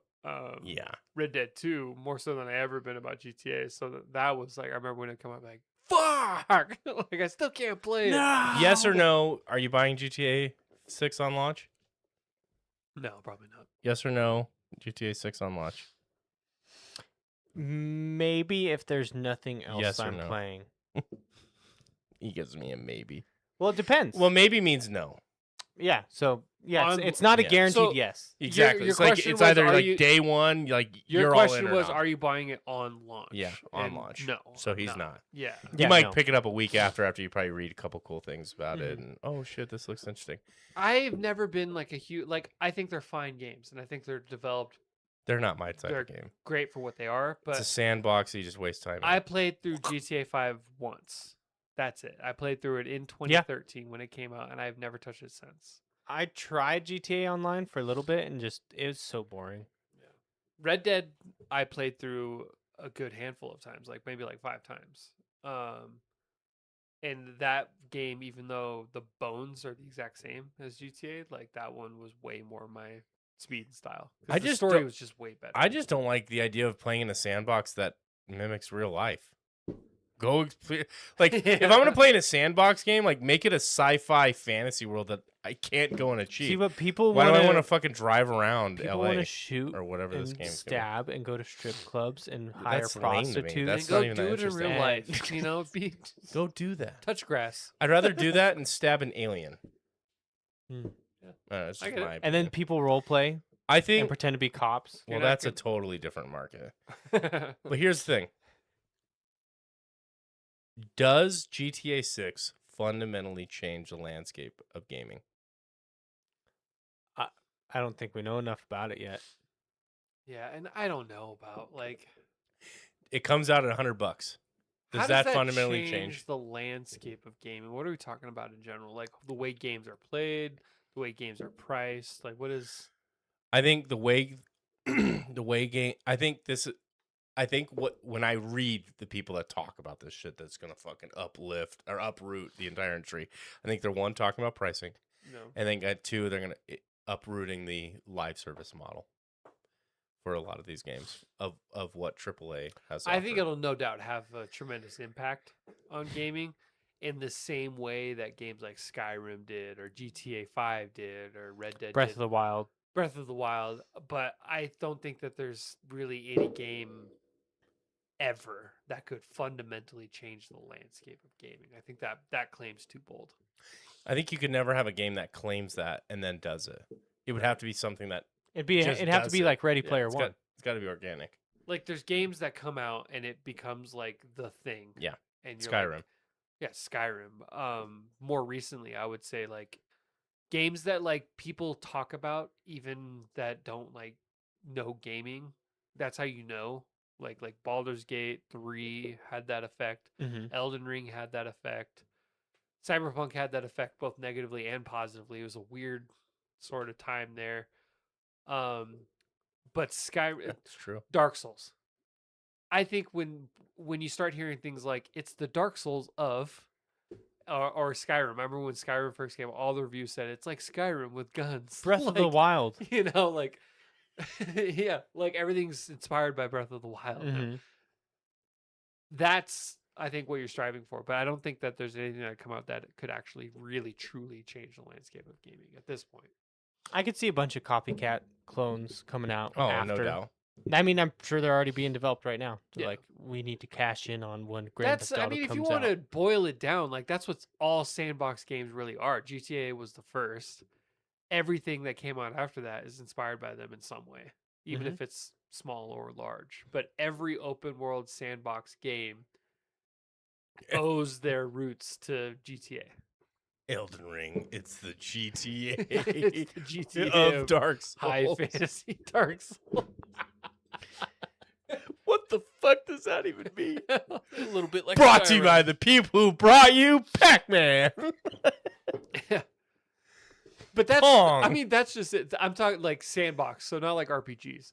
But open world RPGs, a lot of it could be owed to like Morrowind, way back in 2003 when that launched. And now all these games are developed with like it's like Breath of the Wild, like Crimson Desert. Yeah. That came out and it was like it's like Breath of the Wild mixed with Elden Ring. Mixed with like but with the adult humor of Baldur's Gate. And like it's just Well, okay, so then let's take that statement and let's boil it down to pricing. yeah. Does it change the pricing model of video games going forward? If they price it, It's going to be $100. At There's $100. no way. I don't see it as not. Maybe for AAA, but like anything that AAA games are already doing, $60, $70, like indie games don't really give a shit. Like I think the standard price for indie game launches are generally it's gonna be around $30. I don't think it might have an effect on like AAA pricing, but there's always gonna be like I think pricing's a little bit more like loose than it used to be. Well, what if they come out with some stupid model like chapters 1 through 3 you can get for $25, it's like and Wolf it's Among half Us the game, or like I think Telltale games. and that's like, or you could buy the Ultimate Edition for $150, and it unlocks the full city, and you get this new car skin, and you get chapters 7, 8, 9. I think you something. answered it yourself though in the very beginning. What if it came out with some stupid model? I think that if they did something like that, you would not be the only one that would bitch about it, and it wouldn't last very long. Really, I think I don't think that. I think they can get that would away with last. anything I with this don't- game. I don't With think this game, so. We can't. I don't think so. You can't put these types of things on a pedestal and then. dude. The way I've never Yeah. played a GTA game in my life. The way when I read about this shit, they are sucking it off. You're also reading it from the perspective of a fanboy. Sure, that's Like, fair. Yeah, like they're gonna But- talk about it like that. That's the community. Yeah, it's probably gonna be the highest selling game of all time. I acknowledge. Day that. one.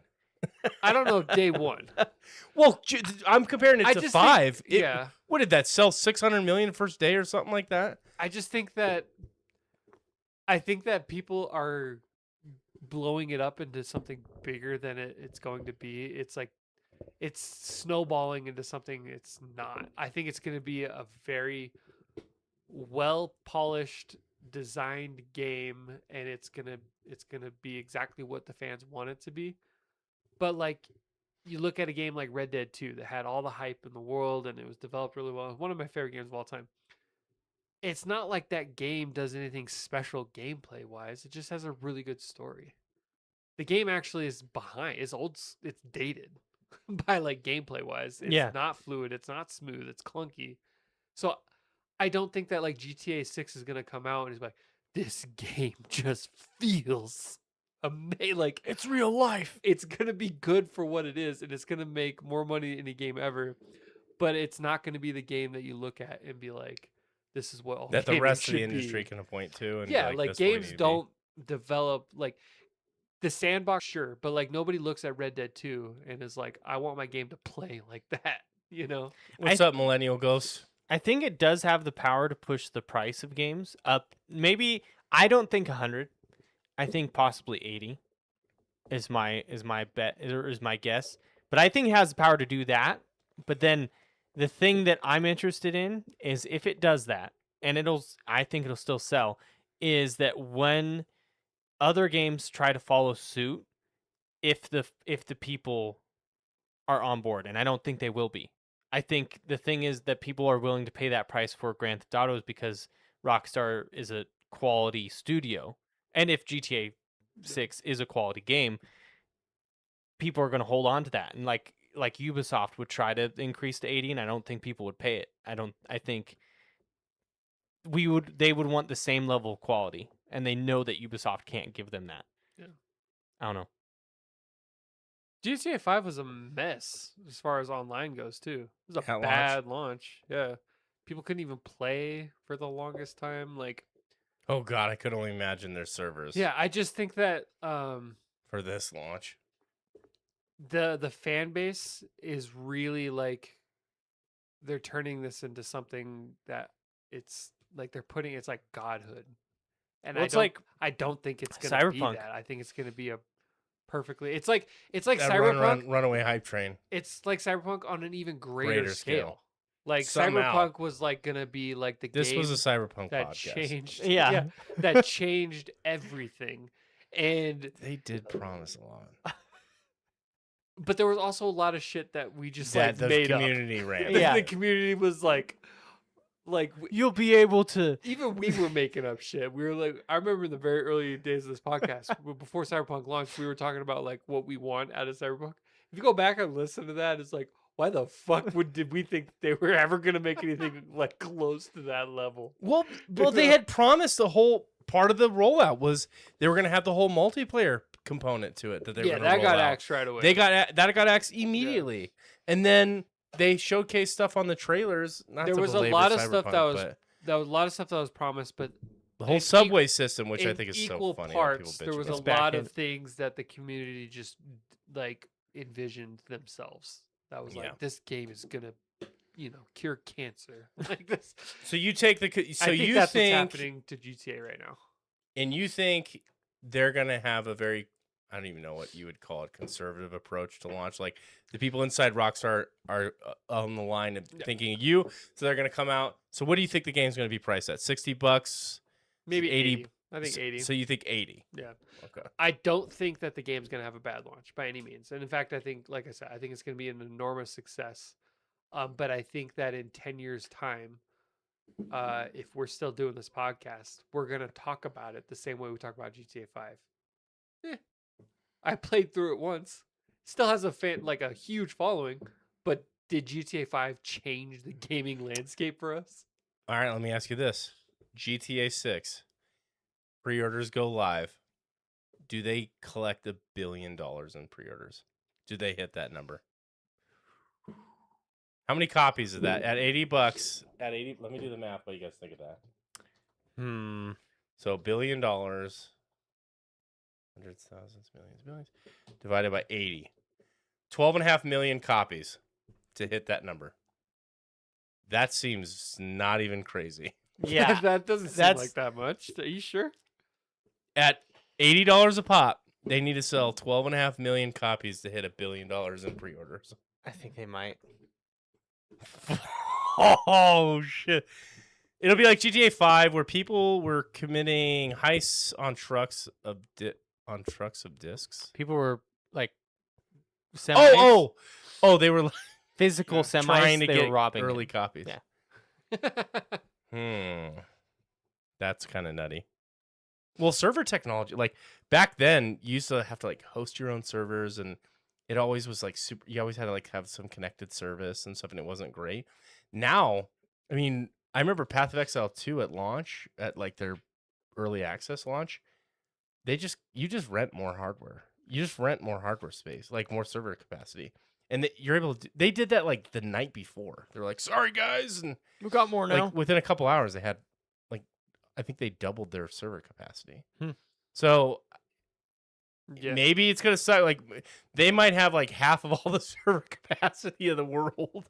I don't know, but running this game, I think all $1 major, billion is nothing.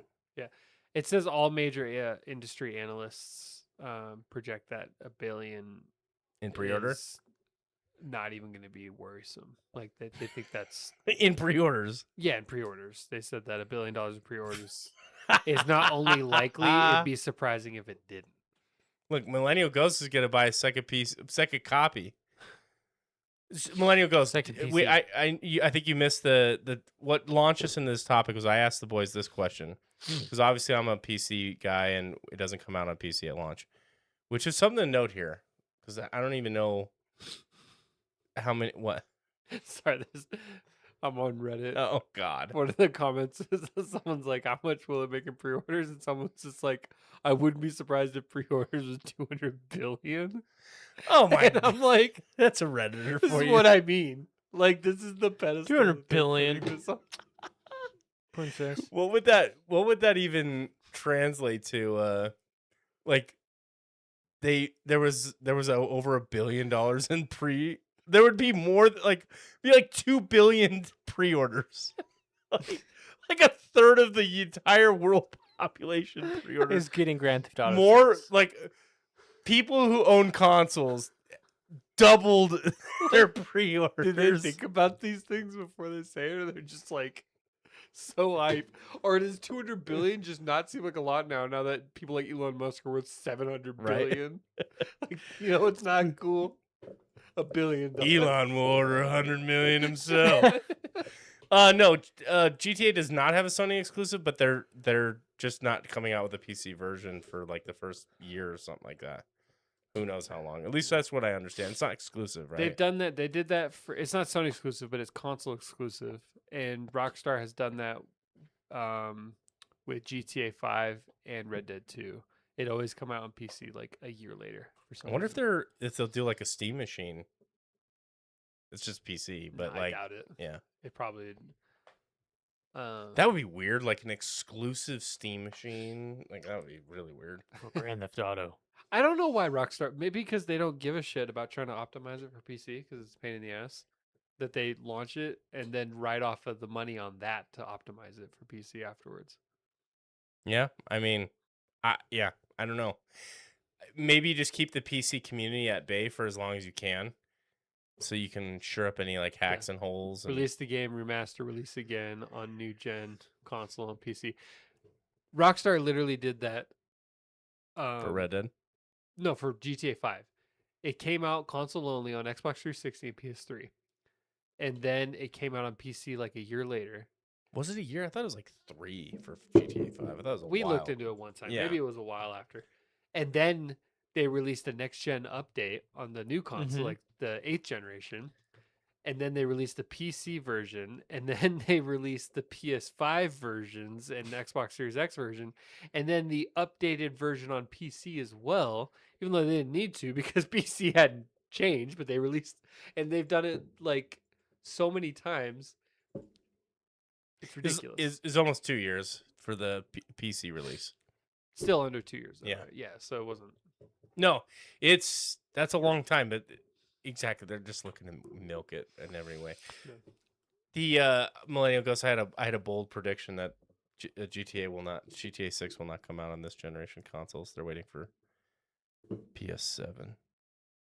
I just think that's Just highly skipping unlikely. 6. They'll wait another decade. They don't want 6. They'll wait another decade. Well, it also is super unlikely because it doesn't make any sense. You need for them to hit the number. They need years of the market. Well, they people need a buying development PS6, kit PS5s. as well. So it's like, I guarantee you they already have one. but not when they first started working on this. True. They first started working on this before that development kit was even made. On current gen, but right near the end because players are thirsty for it. Well, and also you have They'll do exactly what they do with GTA 5. Yeah. And then they'll come out with a PS7 version a couple years from now. Well, and you have how many people? What, 50 million people who own a PS5 now? How many people own a PS5? 50 million? A lot. Yeah. 200 billion people. Roughly. So, if it came out on next gen, it wouldn't make sense because it would take a couple years for the, you need tens of millions of people. 92 million. Ew, what the fuck? Why? That seems like it's on pace to be the greatest selling console of all time. PS2 did like over 100 million. I know, but PS5 in its current gen is already at almost 100 PlayStation million. 5 shipped 92.2 million units worldwide. Whoa. I love how his response is "ew" because he can't fathom that people still console game. Ew. Ew. It's not PC. What the Well, fuck? I just think of that. That's like 40 to 50 billion dollars in revenue for Yeah. Sony. Consider each one's like $400, $500, $600. Whew. Steam Machine is already suffering. What's that mean? I've not looked at the stats. But here's the kicker: when they have boom, new gen consoles are going to really suffer. Why are new gen consoles going to really suffer? Oh, because the pricing of it. Yeah, Well, that's how they keep it cheap. yeah. Because Sony subsidizes it, they're going to have They to integrate AI really like crazy. subsidize it. But also, there's a huge stigma around AI too that people are still battling. The chip shortage. Yeah, Chip shortage. it's just getting expensive. Yeah, no, this is not a great time to try and ship hardware. There's no question about that. The amount of uncertainty and difficulty with that, I don't know.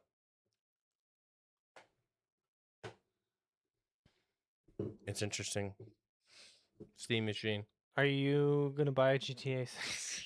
No, No, I don't. Yeah. I never bought. Are you gonna? Buy I've never a even played. console to Well, play I on played launch? for maybe a total of 3 hours GTA 5. Maybe it's not my game. I went through. I beat it, and I put like maybe around like 50 hours into it Oh, over that's the pretty course good. of me beating it because I took thought my it was time fun. playing it. I thought it was fun, but I've never once had the desire to be like, I'm Yeah. gonna go back and play that game again. So your thesis is they're gonna have a very realistic, grounded approach to rolling this game out. It's like the community's overhyping it. Rockstar's gonna be very conservative, not conservative, but just realistic. I And don't. your Yeah, I take don't think it'll be- is you think they're gonna push it a little bit. I think they're gonna push it a little bit, but I don't think that'll. I think it will change things for a little bit, and then it'll course correct. Got it. Like I Because think you think launch price is 80. You think it's 60 with I said 80. potentially 80. I said 80, probably for Okay. base. So you definitely think I could base see a is 80. special edition being over 100 Oh, easily. easily. Yeah. Yeah. But like I was saying, Over I think they 200. have the 200 power billion. to put it at 80 and still sell just as well. But then we're gonna see the other game market try to match that and fail. I don't think it's gonna stick with the other games. At least that's what I think. I hope. From what I've read, gaming spend this year is down. It's one of the first times in a lot of long years, a lot of years that it's not down. So, yeah, Millennial Goes, that's what we're kind of mocking. Like, I think there's going to be probably you're absolutely going to get the deluxe version with the soundtrack.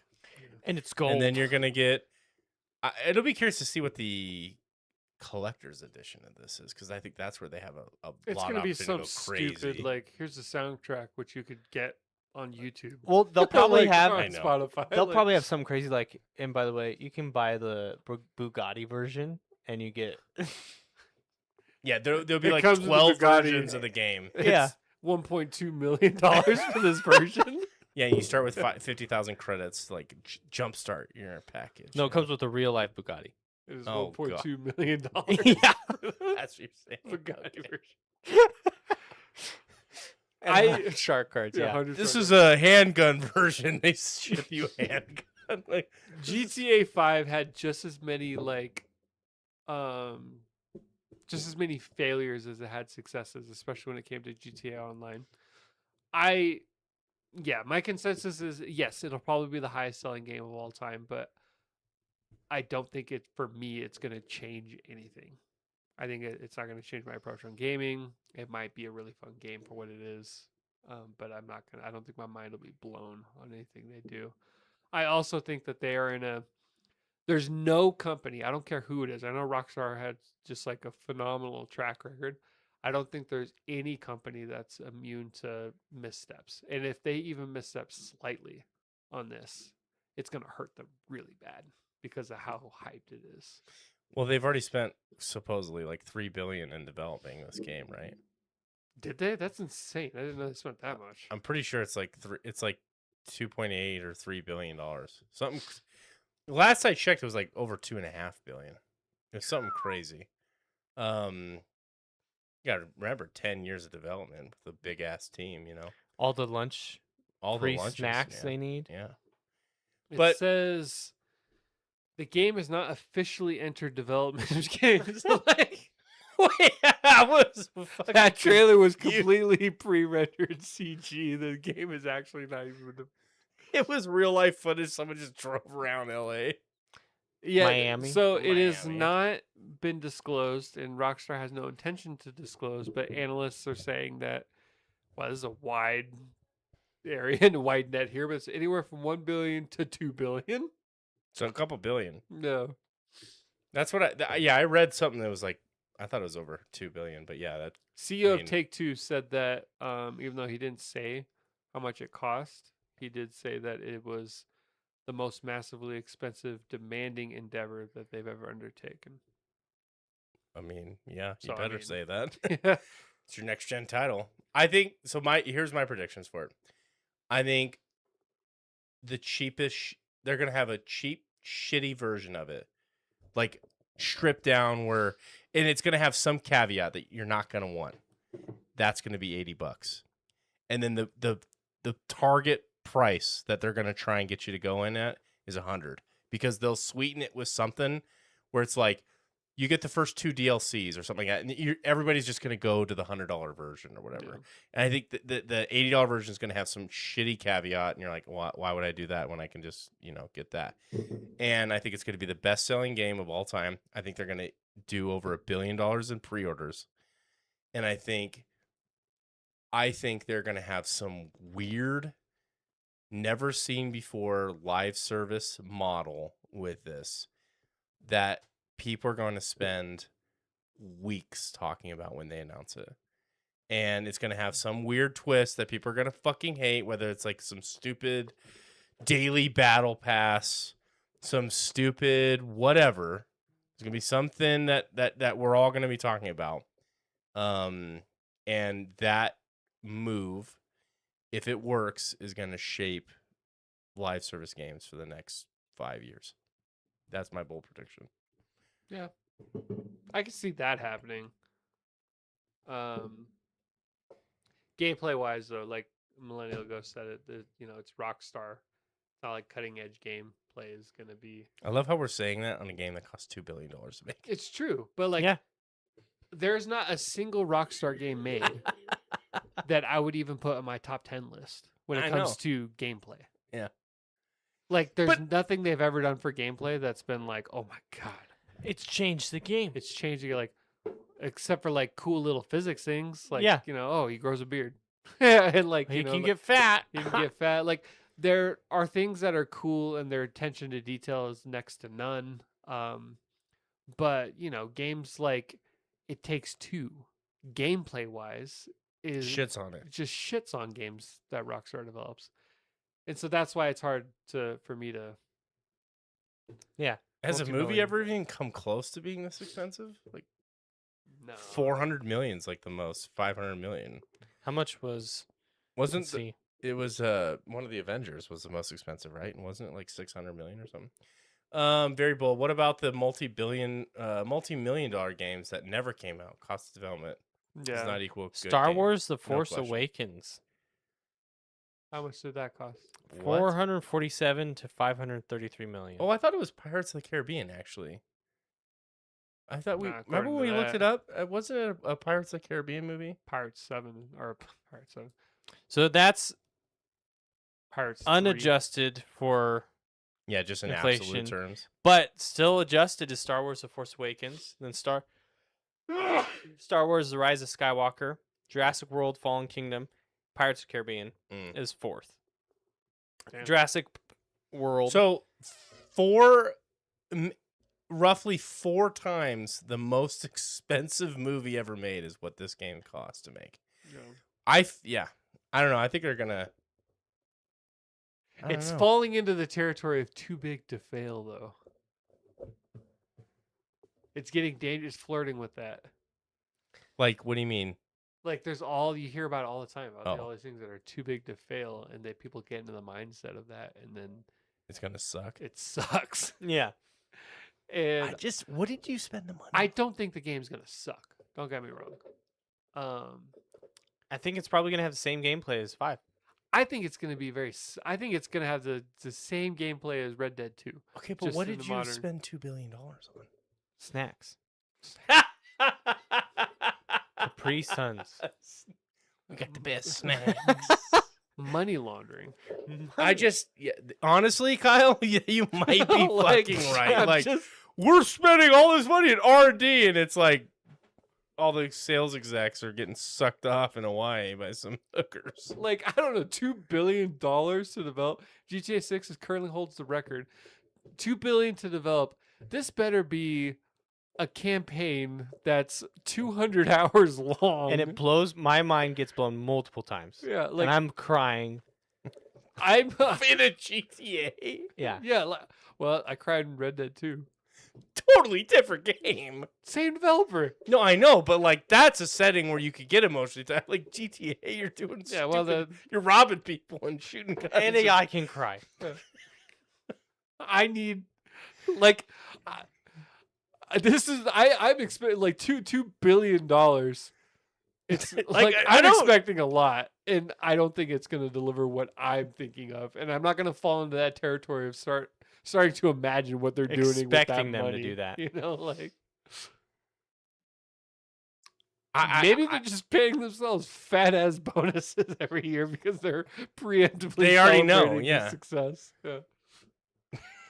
I Like, need This At game's least- gonna suck, and we know it. But we're gonna have so many pre-orders that no matter what we do, we're gonna break even, and then we're all gonna retire into the abyss. Yeah, snacks, paychecks, servers, software, management bonuses, power bill, equipment upgrades.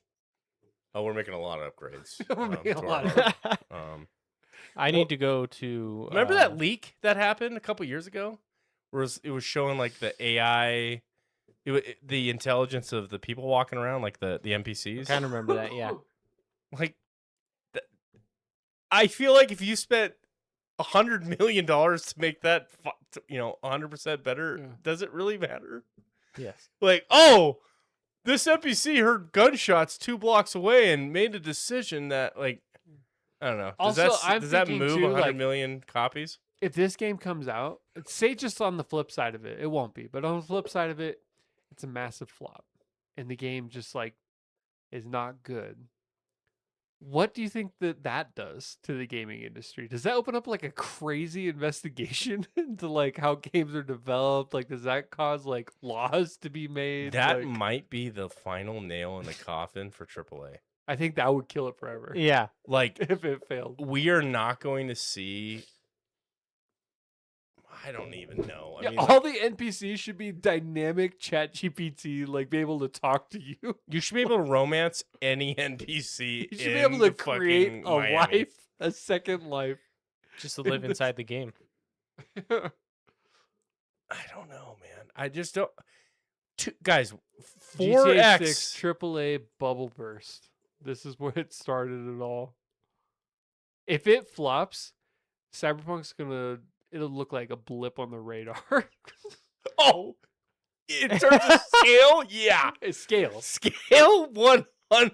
If this shit, how could it not at this point, dude? Like, maybe they're just delaying it because they're like, there's nothing we could do for these fans have turned it into something like. What are people expecting like this to have like Kerbal Space Program and you just shoot a rocket and go start a colony on the moon? Like Like you could do that GTA 6. I what heard a if, like, rumor. the inner circle of the developers have nothing right now, and They're they're all all like sweating. just sweating, contemplating killing themselves. Like this is. I mean, oh my god. They're about to they've collect the paid fattest themselves check. Yeah, exactly. budgets or bonuses. Half-Life 3 all over again. Oh God. No. Did you? I know you mentioned earlier Subnautica 2. Did you check it out? No, I didn't end up buying it. I thought you guys would be interested, but you said early access. No. I was like, oh, okay. All right. That's how I treated the first game too. I don't know. People have been loving Subnautica 2. I don't know. I didn't realize I would be into survival games as much as I am. I love survival games. I think you should didn't give it a realize shot. Oh, I definitely want to. But if I play that game, I want to play with friends. Yeah, No. it is cool. It is co-op too. I've just played Windrose, which is The pirate. pirate survival. That was fun as fuck. So I did No. see. I want your guys' thoughts. So the Subnautica developers, you can't kill fish, like predators.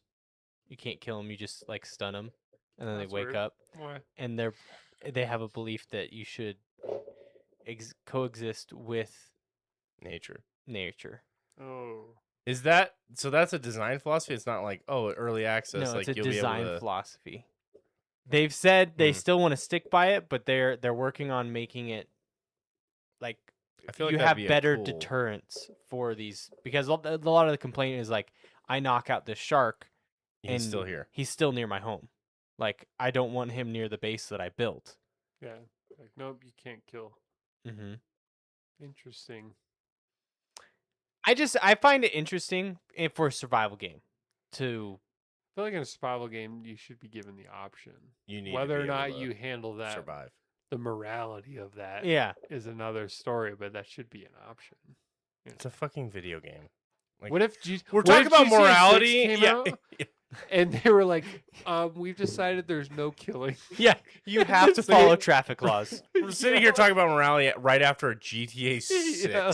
conversation. You I have to just- I stop can't at red even- lights. I'm not even. I just can't get over the GTA conversation. Just $2 fucking billion, guys. No, I don't know. What the fuck?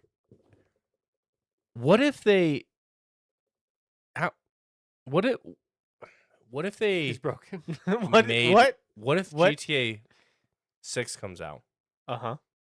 and I'm with you you. walk into like a Western themed bar Okay. and you walk out the back door in Red Dead 3? What? Like you walk I'd be into Red pissed. Dead 3 Like, and I'm it's not. and I'm not it's playing GTA to get to Red Dead 3. The fuck? So they just built a whole nother game yeah, in the you game. walk into Red Dead 3 and it's like What if your character can Whatever. play games, and in the world of GTA 6, the game you play is fully developed, and it's a game within a game? maybe that's the playing AA tech that they put in Uncharted there. 5 inside GTA 6. What if they give you a DeLorean time machine and you can travel to any time period you can think of? Oh, so like you have this world of Miami that Yeah. you're in, but then you can roll it back Vice to City. like 1973 Miami, Yeah. and the entire landscape and everything is different. Yeah, that would not happen. But It's entirely think- dynamic. I think we're on to something. You can roll it back to like 1805, and there's like 3 people living there, all farmland, And if you kill one, and you have to build a road. if you kill to be one, able to get up it to has a 88 miles an butterfly hour. effect that changes the future. Oh shit! oh dear. Millennial Ghost. And it's an interconnected world. So the first 20 people to play the game will have permanent impact on the rest of Do you guys? I mean, we're joking, but do you guys remember some of the conversations we were having around Cyberpunk before it came out? We're like literally exactly this. Because I remember. Yeah. At one point, we were talking about how like joining gangs and how the gang you join completely changes the landscape. And you'd be able to win over parts Yeah, of the city. win over parts of the city. A and part of then- me legitimately believes that could have made it into the vision of the game because of the multiplayer aspect. Like I think of Dune Awakening and Maybe the whole Lands eventually, Rads if it list ever- system that they've implemented. I could easily see them doing some kind of like raging war, Faction. faction war thing where it's dynamic. And GTA 6, A Link to the Past. A link between The DeLorean games. of time. GTA 6, A Link or what if between you could games. just teleport to other GTAs and it's like the full GTA game? Just all GTA. Yeah. And it's just GTA remastered, the one that came out not so long ago. What are we missing? What does this game have that's worth $2 billion? Ass. I cannot fundamentally understand. ass jiggle. I've seen the all that is mocap. That's not $2 billion. You don't know. Oh, They had to I do a lot of research. Bring in the next talent. Now jiggle. Graphics and assets. Assets. In voice acting? No. Troy Baker. Millennial Ghost. $2 billion. What was the next game? Most expensive game below that? I wonder. Probably GTA 5. expensive engine. I think money laundering.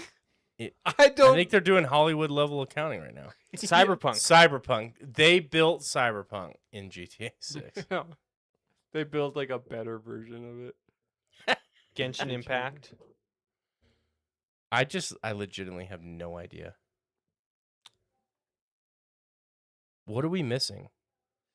We have not really Monopoly shown what's Go? coming with it, right? Like they have not done No, they've only had gameplay 2 trailers that's or it. no one's talked about it. Did you know Monopoly Go is currently above, like, second highest above Genshin Impact? For what? Most expensive game. Monopoly Go? Yeah, it's at $1 billion.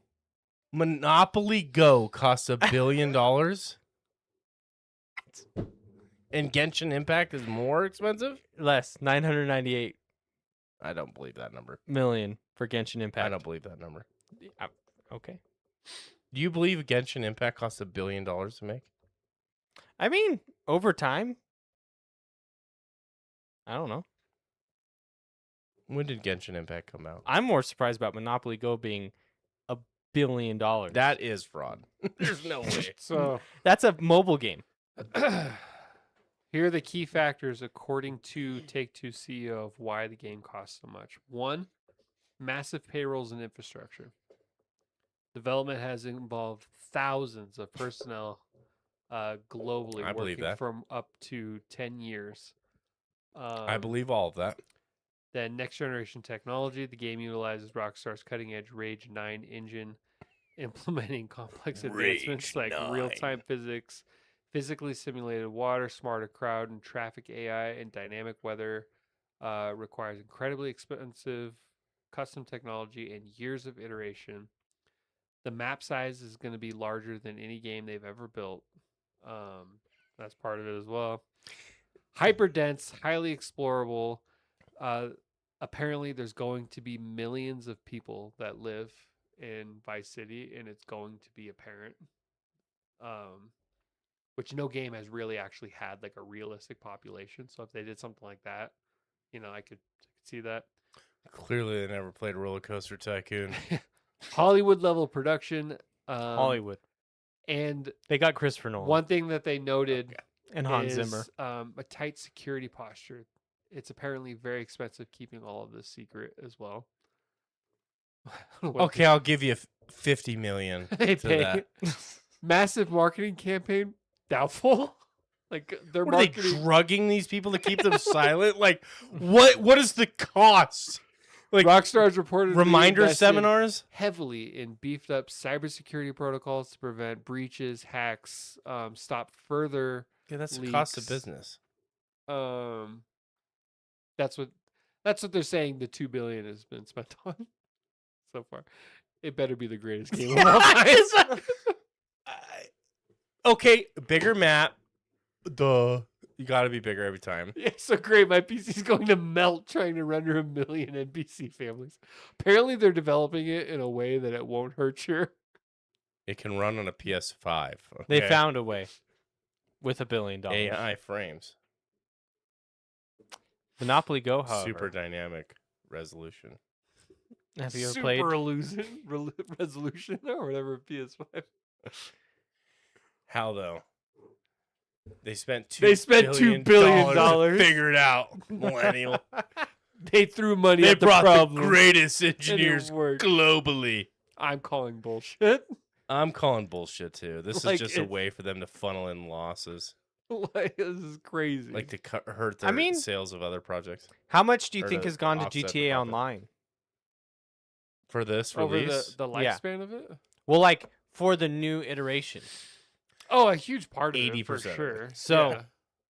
Do you That's a think good the chunk. game, like the game portion, like 100 million? Everything else is GTA Online. what if they force online? I hope then people wouldn't like it.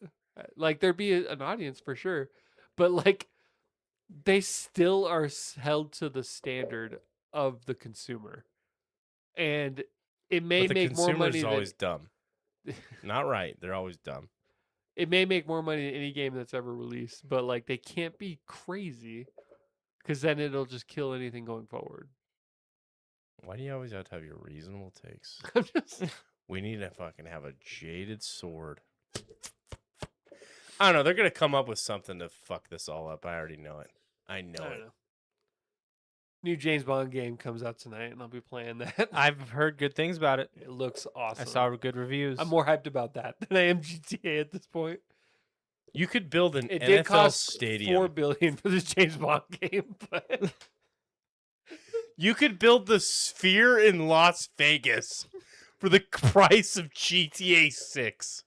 But at the Sphere, can you have 1 million NPC families? No. How many people live in Miami?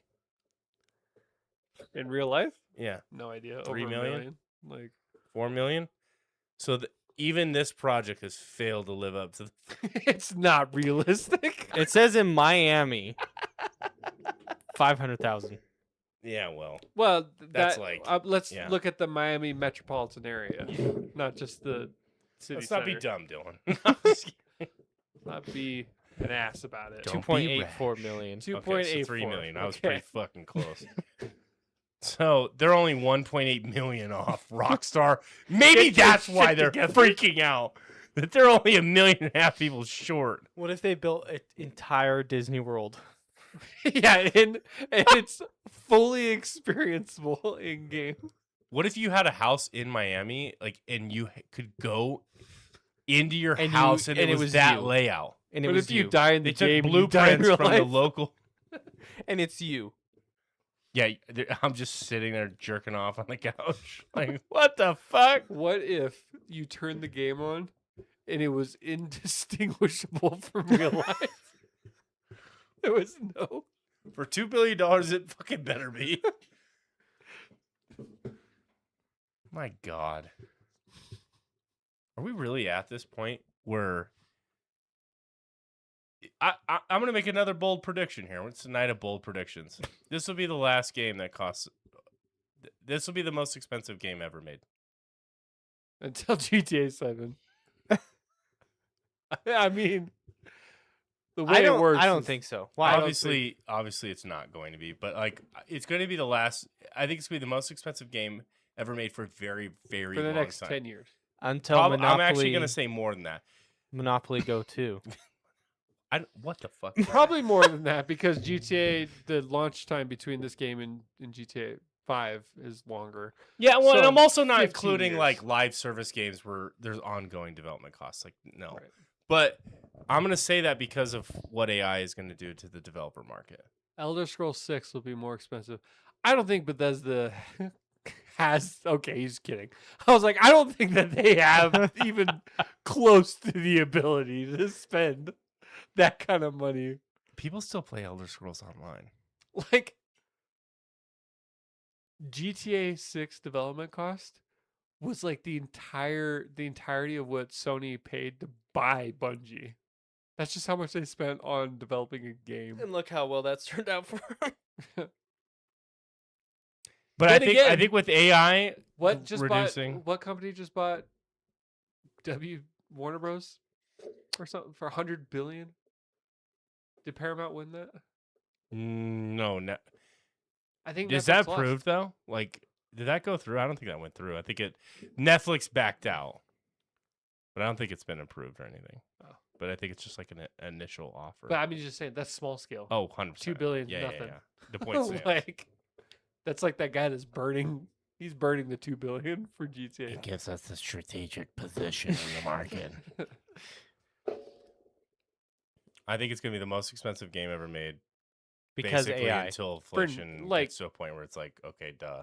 But I think AI is going to reduce the development costs even on these like mega scale projects. I don't think that's a bold statement. I think it is. Well, it's already the most expensive game ever made. I think it'll hold that title for at least 15 years, 10 to 15 years.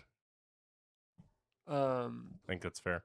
And I don't think that this is like kind of like a once in a generation thing. Games don't need to be this expensive. I think that's the part that like I hope that like people realize. That's that, what like, you think now. Wait until you play it. all the popular games over the last like 5 years have not even a smidgen of that amount of money spent What was on the it. budget of Crimson Desert? Not $2 billion. Not $2 billion. It's probably pretty high because they've been working on it, but it wasn't, I'd probably say 50 million. If that, maybe 30. Crimson Desert. Yeah, I mean, I get why Rockstar wants to do it. 'Cause it's like, 133 million. oh, what the fuck? What the fuck? For Crimson Desert? Dude, South Korea, man. Wow. They take that shit serious. Is over it there. in fucking yen? It's in won, and 200 billion won, which equates to 133 billion. Won is the. Wow. 2 billion. But I mean, That's crazy. Expedition 33. Let's just look at that. I think. 10 million. Oh, I said it before. You're sorry. I didn't know. What? Oh, it's totally fine. I wasn't even gonna guess that. Okay. That's crazy, dude. Why are games so fucking expensive? 135. Dude, this is like the most expensive. I get it. I'm being dumb here. The gaming market is bigger than music and film put together, and then times 10 or something like that. So, duh. If you have a hit game, you make a lot more money than a movie. That's simple. 2 billion? Yeah, man. I guess They're gonna make it fucking on launch week. do you think They're they gonna make 2 have like billion. Snoop Dogg in it? All the actors, all the rap stars. Oh, dude. What? I guarantee all that shit. Guess what the. They're gonna have like fucking porn stars like doing cameos that like, oh, this is my. I did a a strip tease. They have a You know. live actual like recreation of OnlyFans, They have an OnlyFans bar. You go in there and yeah. and you what can do like you think that go on the most profitable game of all time when it comes to budget versus sales? phone. Pong. It's got to be something like so indie that just exploded, or it's Ooh, something crazy. Stardew like Valley. Not Stardew Valley. Minecraft. Minecraft. Fucking motherfuckers. $10,000 to develop, and it's No way. It sold 350 million copies. 350 million copies. Yeah, on a $10,000 to develop, and then they spent a further 90,000 to modify it and reiterate it over its lifespan. But 10,000 was the initial development cost, and then 100,000 was the development cost after, it already was a success. 350 million can't even copies sold. comprehend that. How much did Minecraft cost? $40 or something, $30. It's like 30. And then they made a movie. I've never bought Minecraft. I did That's sad. once. How about it? Just kidding. Wow. That's not sad. That's honorable. Interesting. So Interesting. that's He has kids. roughly. You're just a He's predator. bought it 3 times. I bought it Wow. twice. I bought it on mobile and I bought it on console. So that's roughly just the game alone, not including the IP that it turned into. So we're not talking about like Oh, dude. everything else. 10x The that. game alone, it paid $10.5 billion on a $10,000 budget Just on copies sold. just on copies sold, not anything else. That's crazy. Yeah, I mean, 1 billion if it's $80 GTA 6, that's 12.5 million copies. Guess what? They're hitting second 25 million place is? copies sold launch week. Yeah. Guess what second place is? It's estimated because they don't actually have a budget cost for this game. Roblox. Flappy Bird. Older. What? Older game. Oh, I thought you said Dolder. I'm like, Dolder. You've never heard of Dolder? It's an older game. older game? Pong. No. Later than Pong. Donkey Kong. Right around that era. Ooh. Genre. Tapper. Tron. Puzzle. Puzzle. Bubble Blast.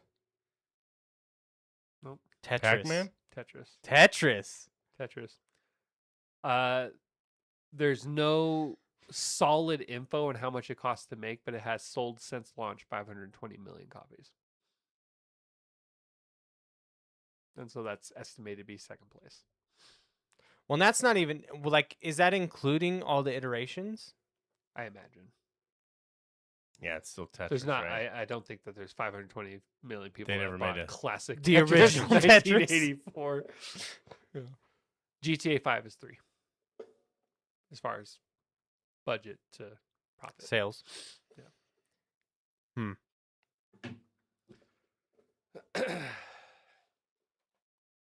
But I'm still, my mind is blown that Minecraft only cost $10,000 to make. I'd love to see the first version of Minecraft, like what it was. had to have been so Yeah. much more basic than what it turned Oh, into.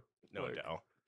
So I think we need to make a game, and we need $2 billion at least for Why? what we're looking to make. They should just hand GTA over to us. We'll That would be the smart thing to do. we'll deliver on the promises. No on more the hype. delays with us. I'll have it out by next week. Just release it. As is. Notch originally had his bank account flagged when the money started to pour in from Minecraft. Yeah, Notch the developer. I imagine that caused a fucking shitstorm when all that money came into the bank account. They're probably like, "What the fuck is this guy doing?" You selling drugs? Yeah, I mean, there's no way that his account wasn't frozen for months, Yeah. like dealing with figuring that all out, and he probably had to. Well, get think a about the payment lawyer system the and payment. when did that come in? Out? 2012. Oh, wow. Yeah, what? That's later than I thought. I thought it was an older game.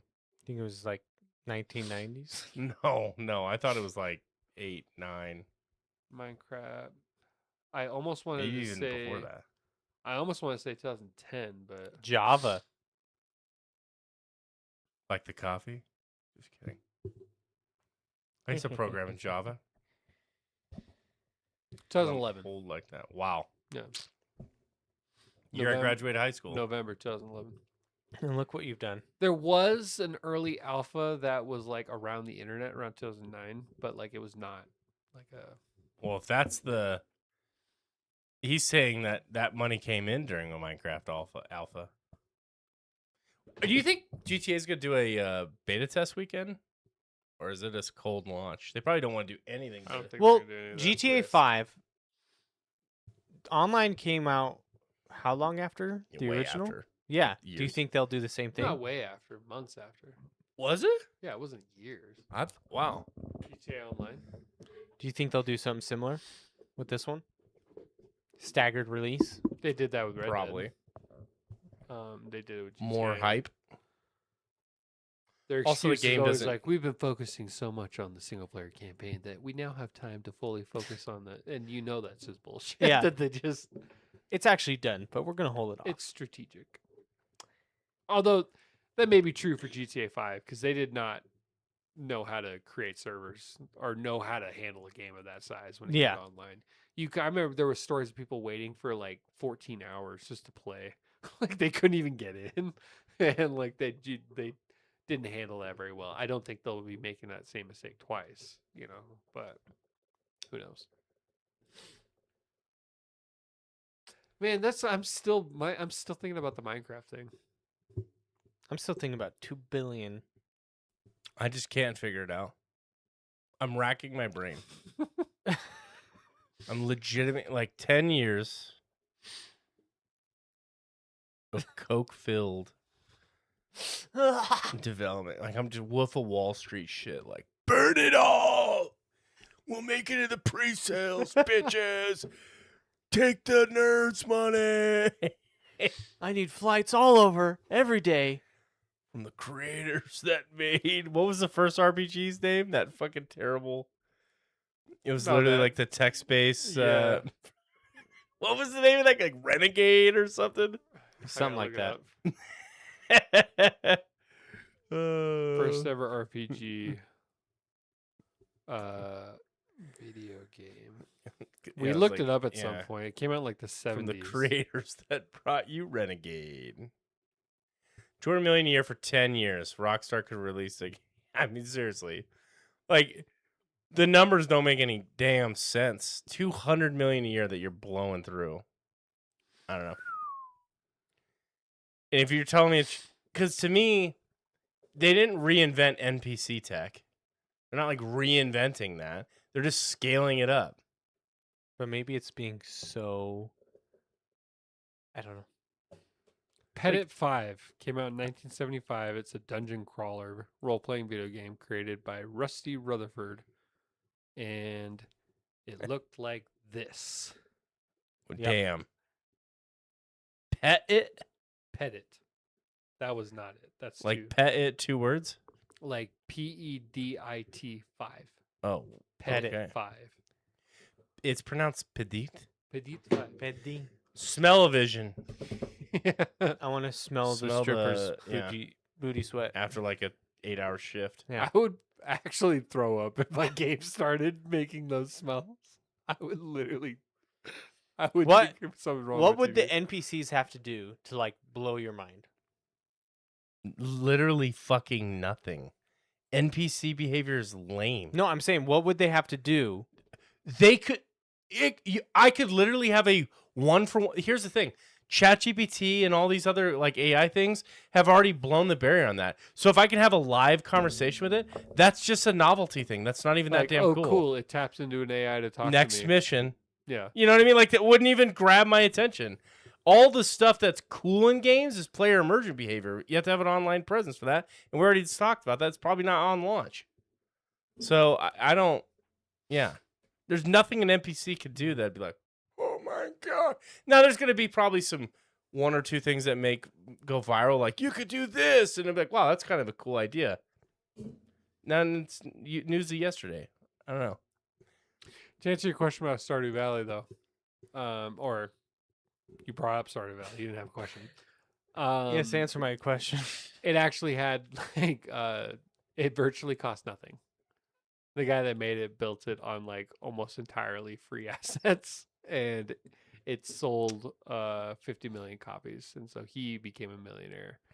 But it was not like this was because I was watching like an interview with him where he's talking about it, where it was like I think something like 7 years of development where he did everything. He developed the game, he developed the characters, he developed the music, he did all of it. Where his wife was the sole income earner for the house out there grinding because they both believed in this vision he had. And then when he got all that money, he left her. like they're still together, but like Thank God. he basically was like, babe, trust me. It'll Like, work. It's I gonna, got something It's here. gonna work, and it's the one time in the millions of those stories where it actually panned out. So what if we give him 2 billion?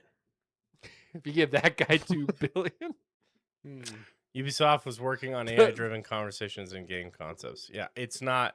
I think I don't think that that's going to be that cool. Where Winds Meet already has it. It's a Or what if they have it with strippers and then everybody falls and has like AI girlfriends and that's like the first real. oh, he played it. Oh. I think I'm under NDA still from the playtest, so I can't say much. But it was really cool. What playtest? he's under NDA. He's under NDA. You can't talk about Of it. what? From Ubisoft?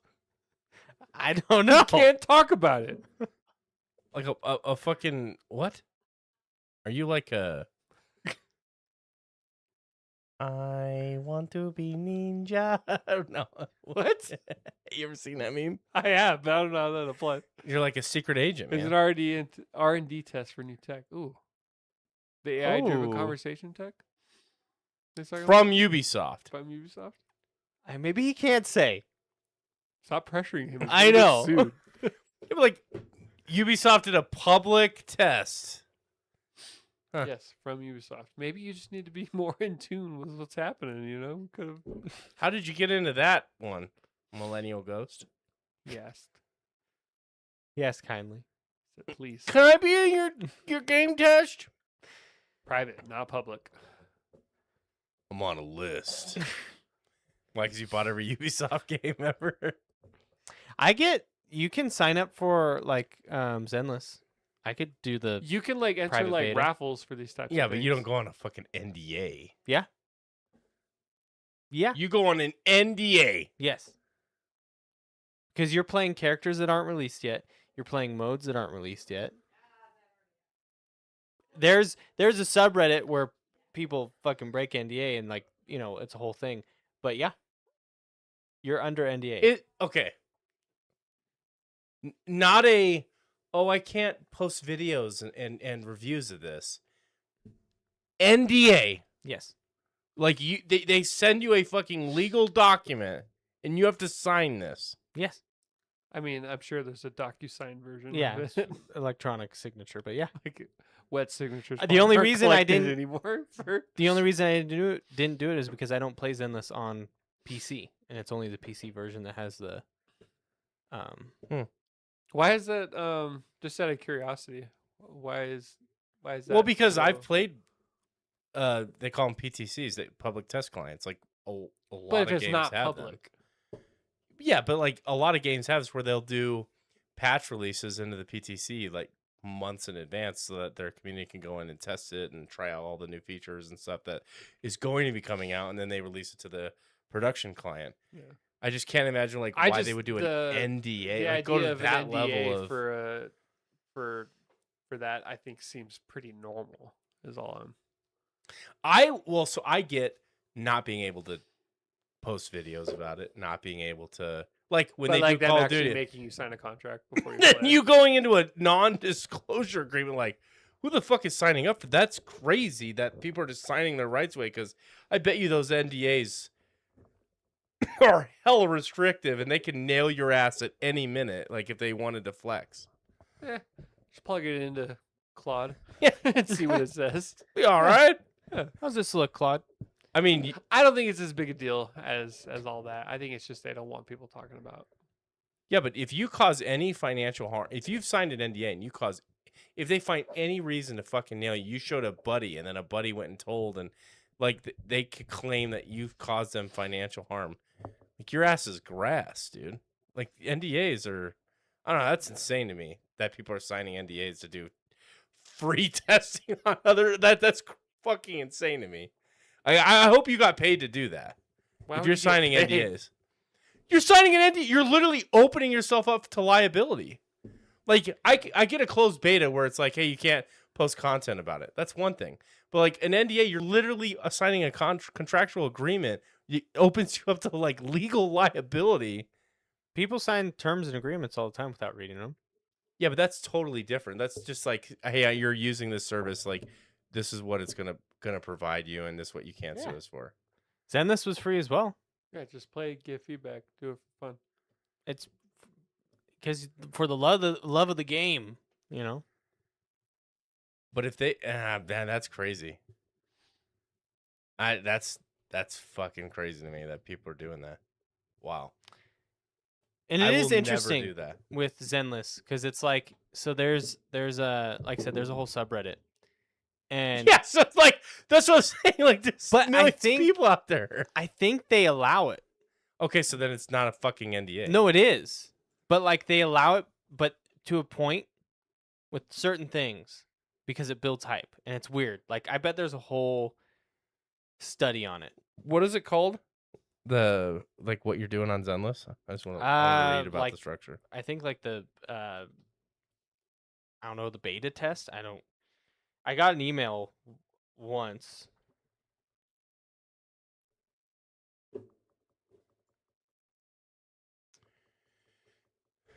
Main public betas, large scale public There you go. tests Confidential.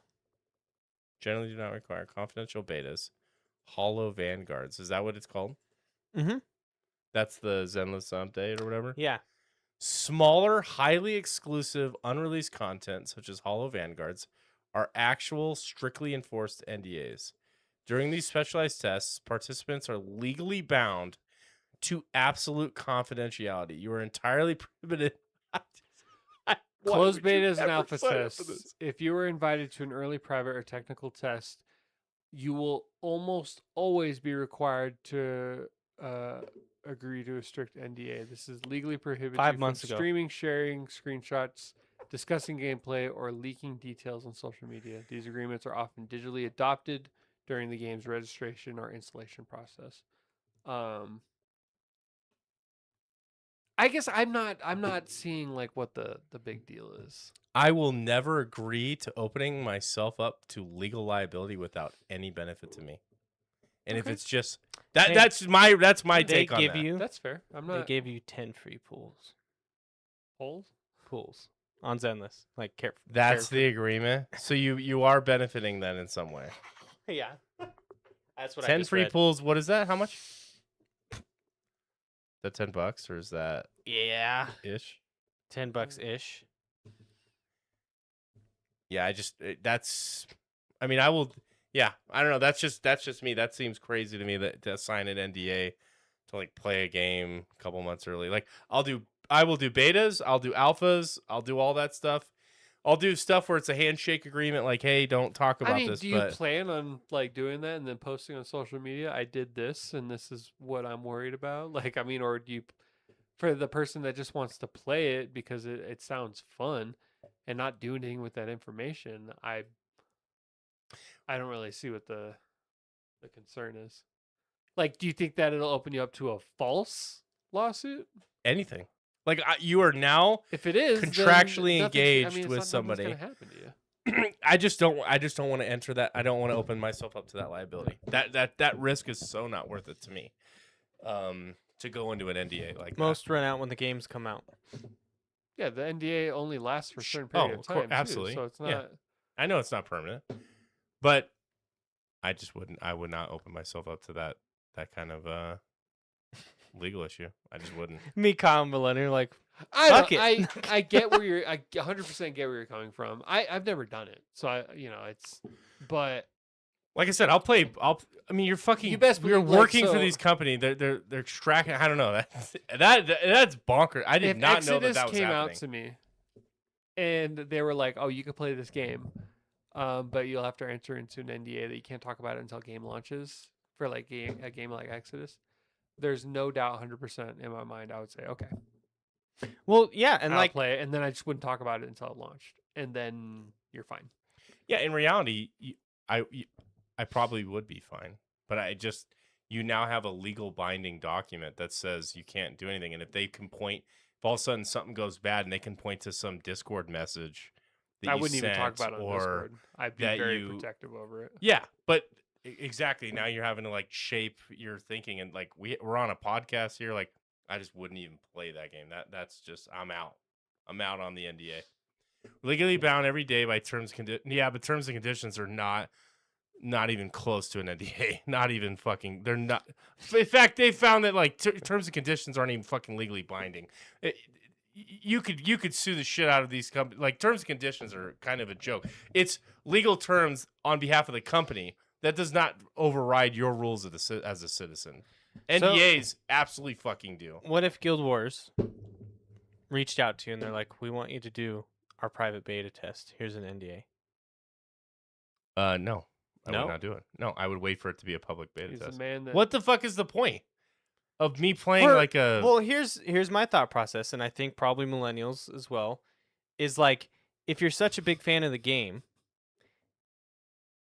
like, I'm already working for you by playing your beta and providing feedback.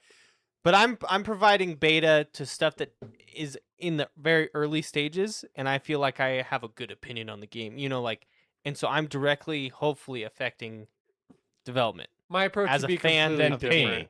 Then pay me. You want my feedback at that level where I'm affecting development? Then pay me.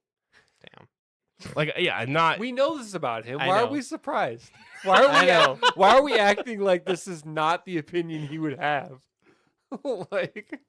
Like, I'll give you feedback on public stuff and, as a player and stuff, but give you private feedback and then, no, I'm not playing that game. No way. Shape the full release. If I'm shaping the fucking game, then pay me. Yeah. Like that you're out now. What We're if getting into they game pay design. you in-game currency?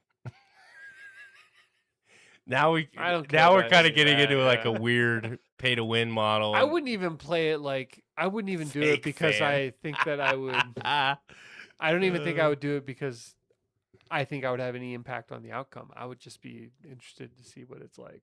That's literally it.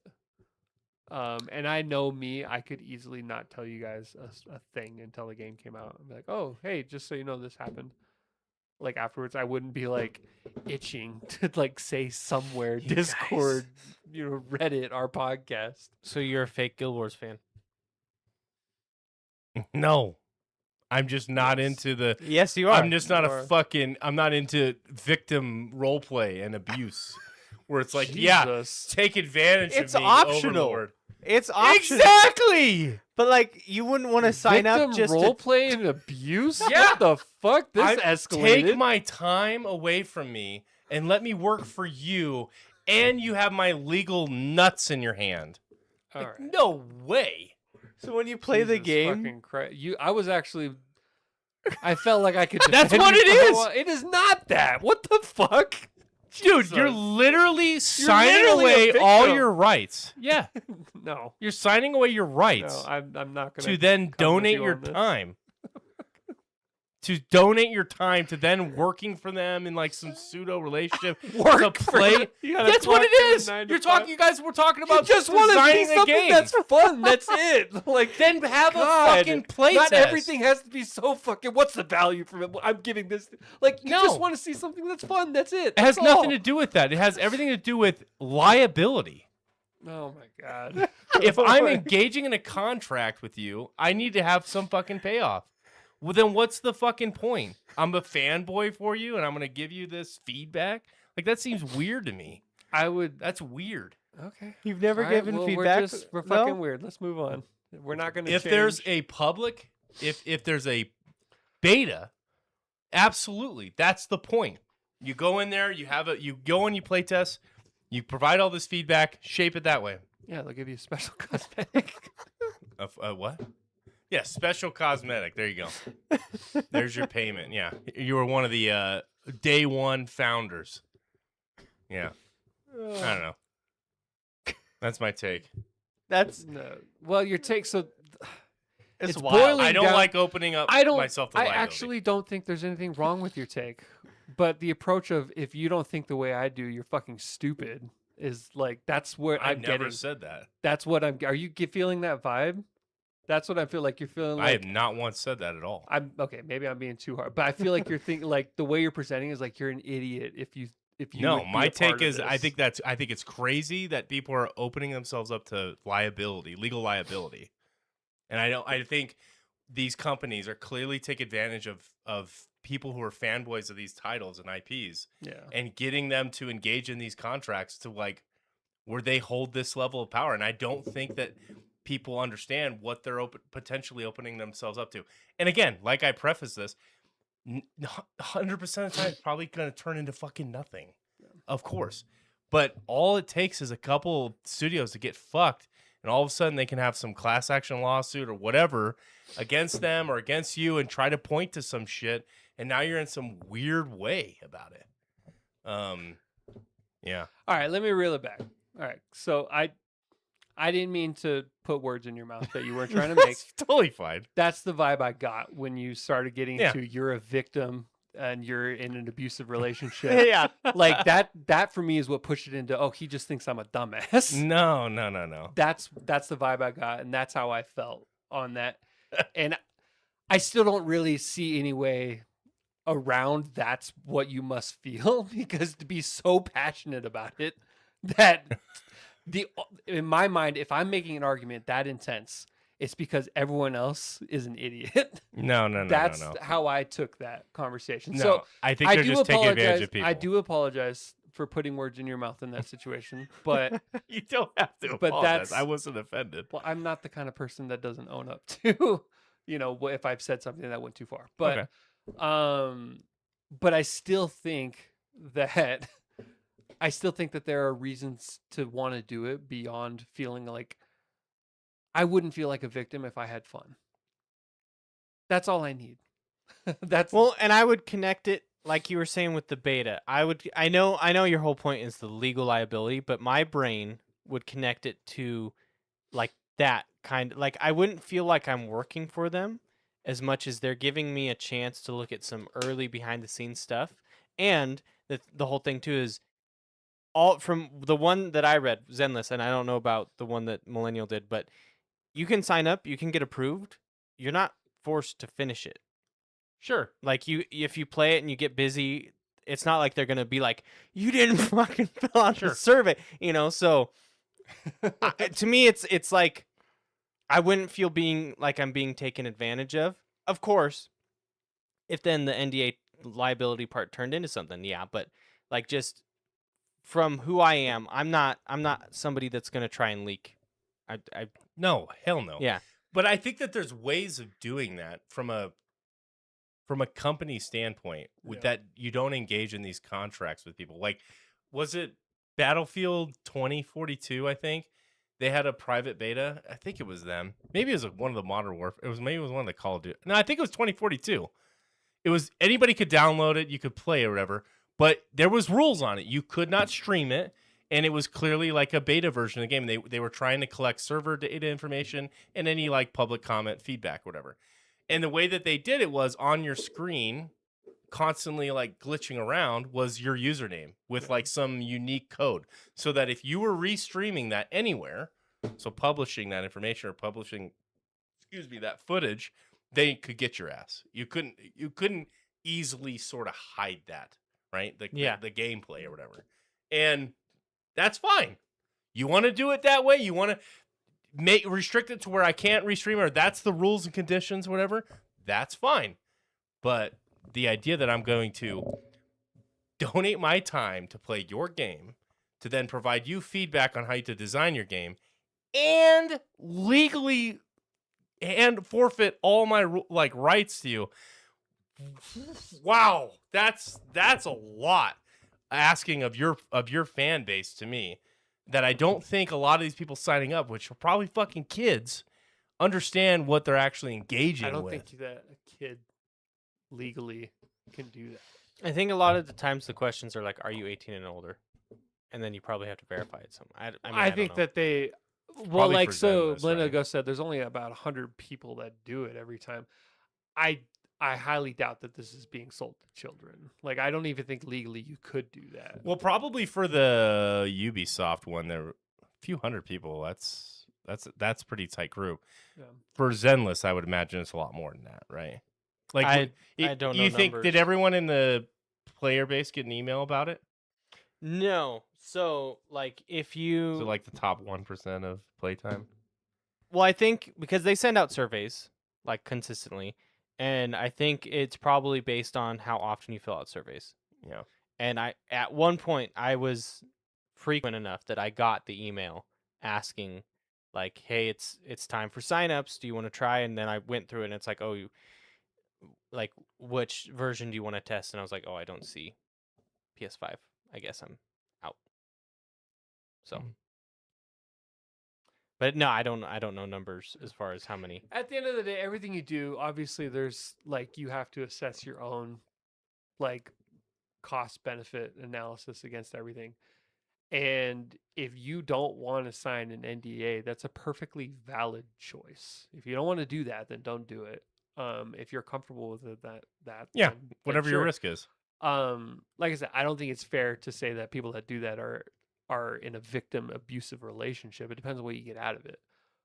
But I also would 100% support your decision to not want to sign an NDA. That's perfectly fine with me. And so, What Millennial Ghost? What was the? I guess you really can't talk about it at all. What was the point? Like, what could you talk about? Like, what are like what? Not what you tested, I guess, or like what you saw, but what was the expectation of? If it was a couple hundred people, what was the expectation of? They just collecting feedback, and then same with Zenless. Are they collecting feedback on character design? Characters. On So most of the time when weapon types, when leaks happen, it's characters, and it's new map area. But that's also their a combination goal is of data victim mining. Millennial Ghost. there you go. They want you. They But- got you. Yeah, it'll be like new characters, and like they have people test out their gameplay.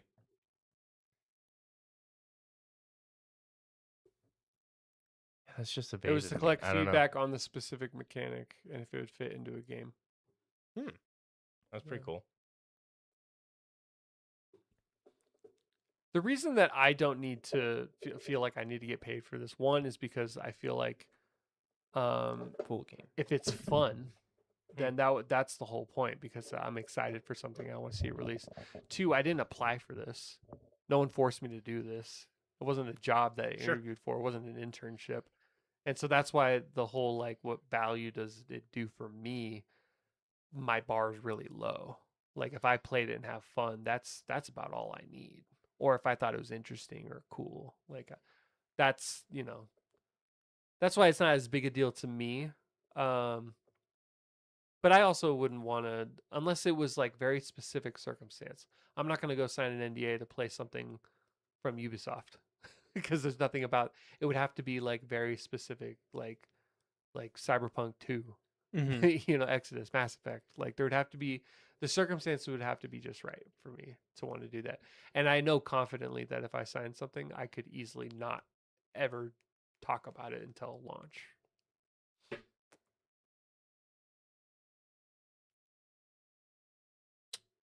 We played Heartland together. What's that? That was an expansion, I think, for the Division. I think that sounds about right. That was a NDA. What is? I'm assuming, because Heartland, like, pre-release. Oh, it got canceled? Free to play game. Well, so the comment, it's fun to play something new with friends. Totally agree with that. But in this case, if you have an NDA, you couldn't. You couldn't talk to about it. Right? I mean, Like, phones that's are the always whole... listening. What? Phones are always listening. I guess, yeah. Oh, I was a butt dial. But you can't tell me that. There's a pre-release test that they scrapped it last year.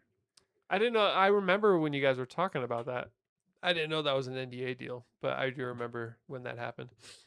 It'd be very hard to prove anything if you're just talking to your friend offline. Oh, test the players and then allow 3 invites.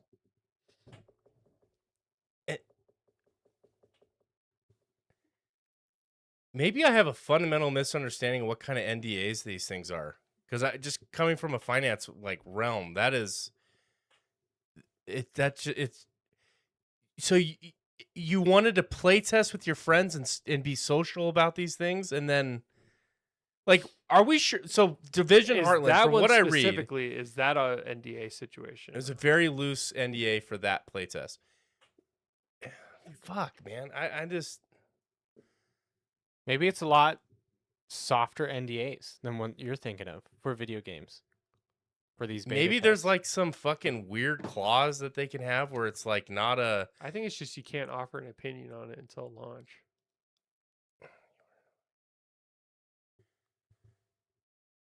You weren't allowed to stream or post about it. I get I'm gonna have to look this up because I'm actually just intellectually curious of how these things are structured, because there's mostly a digital lockdown on the game content. Yeah, so you basically a private beta, which I've engaged in those, absolutely, that you just can't repost the content and advertise the game, basically. But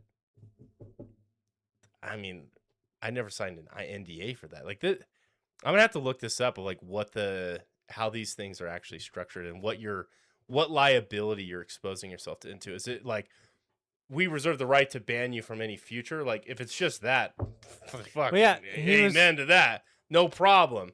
But if it's you are financially He said responsible, earlier people have broken in the past and they just didn't get invites again. for the first offense.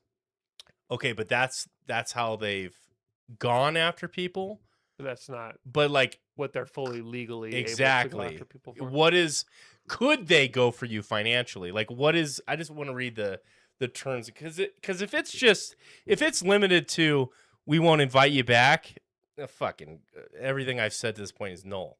But if it's you're actually opening yourself to financial liability, that's my whole framework for this line of thinking. I don't if think it's not that, I don't think these NDAs are going to be nearly as tight as what you're used to dealing with.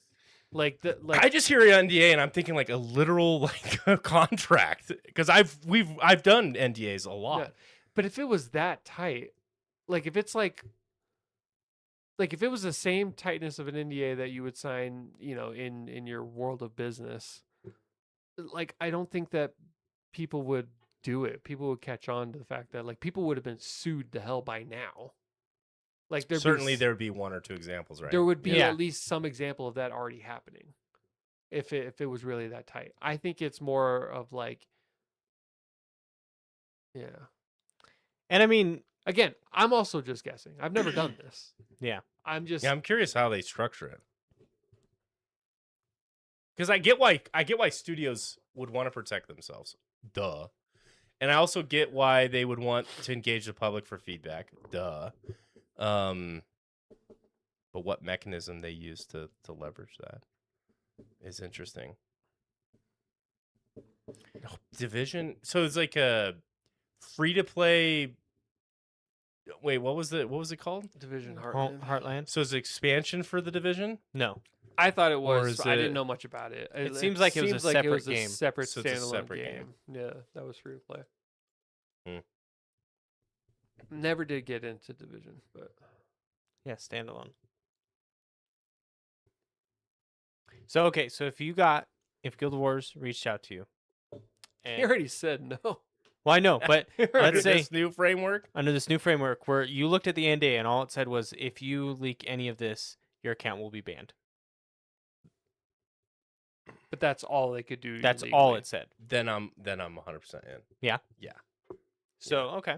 But Yeah, if there was if some I could- verbiage in there that said that we could take you for everything you own, Yeah, that's what I'm thinking this is, and I'm like, Okay. why are people exposing themselves to having this? Because now that all of I'm- a sudden, a one or two conversations with the friend, like I don't like giving up liability like that. I think scares the now shit because out I of don't me. have a lot of experience with NDAs, obviously. Yeah, So me neither.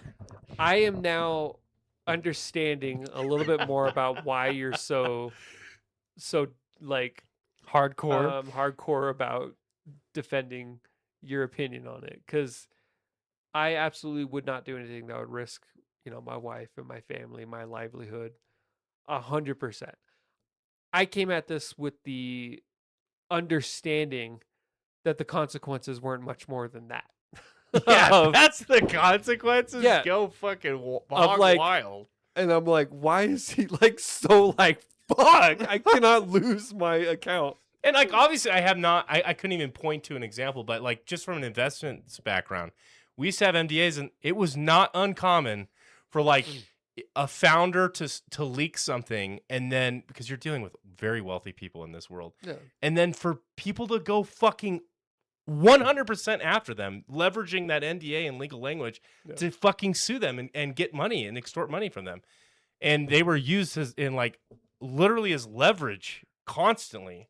I mean, I had to sign hundreds of these things over the years because we would engage in so many different investments, and I think when you they had to be do fucking this, careful, man. and I obviously I can't speak for these companies, but when you set up the idea of we're going to send this out, they'll sign to a little NDA, but they'll get to play. They themselves have to understand that something is going to be leaked, something is going to happen. And so all they're trying to do is mitigate it a little bit, but I also think it would be extremely bad public relations if they sued the shit out of some their test, of their test their group. Yeah. dedicated fan They're base. the reason they got invited in the first place is they're a huge fan. Like That's why I was saying it's like I a don't- victim thing. I don't think that they would. It just doesn't track Yeah. logically for me that they would do that to somebody. You'd think, but I just don't like. Unless they were I don't Nintendo. like. Yeah, like I'll give you a classic example of one that we actually did go through all the way to the end, and there was liability found. But we did an investment. Guy leaked the price to another private equity firm of what they were getting a bid for from somebody else, Yeah. and then they beat it by 2% or whatever, and it came out that he was price fixing, basically using a bidder to wait, jack up a price with somebody else, and he was fucking he had an NDA and he was caught red-handed. He had to fucking pay. He had to take money from his own net worth to settle that agreement. And so like NDAs are not like some little joke of a thing. I don't think they are yeah. either. I think that also that's a completely different scale. I do think that there's. Fair. I'm not a lawyer. Let me preface it with this, but But Claude is. Let's ask Claude. I do think that there are probably different levels to Yeah. the NDA, and it's only as good as what the verbiage says in the NDA. I guess if they're not allowed to find you financially responsible, then I'm okay with it. But if there is Yeah. something in there where they If there's something that says we can find You you can financially be. responsible for anything that incurs because of something you did, then yeah, that I don't think there'd be any situation where I'd be like, it's worth that risk. But like let's use Concord for an example, okay? I know they're owned by Sony and again Sony, but like let's say Concord was its own independent studio. Okay. They lose $400 million on that. They lose their ass. But then they can find these 10 testers that leaked their content somewhere and recoup some of that money. They're going to fucking do that because they lost their ass on this IP. Yeah. And that's what makes me nervous. Now, again, it was Sony, so different circumstances. But Again, it depends on the verbiage yeah. as well of what's written. I do think that in today's day and age in AI, if you got something like that, you could literally copy and paste it, throw it into there, and then ask it. And obviously, do your research, but ask it, can I be held financially responsible if I break this in any way? Oh, I guarantee you And AI that AI is great at that. It'll know it right away. Yeah. Yeah. It'll be like, no, you are, or yes, you are. And I'd probably trust that with like 95% confidence. What And I'm give me picturing, examples where they found people. what I'm picturing from these NDAs is like, you know, when you go to the axe throwing bar or escape room and you have to sign their waiver.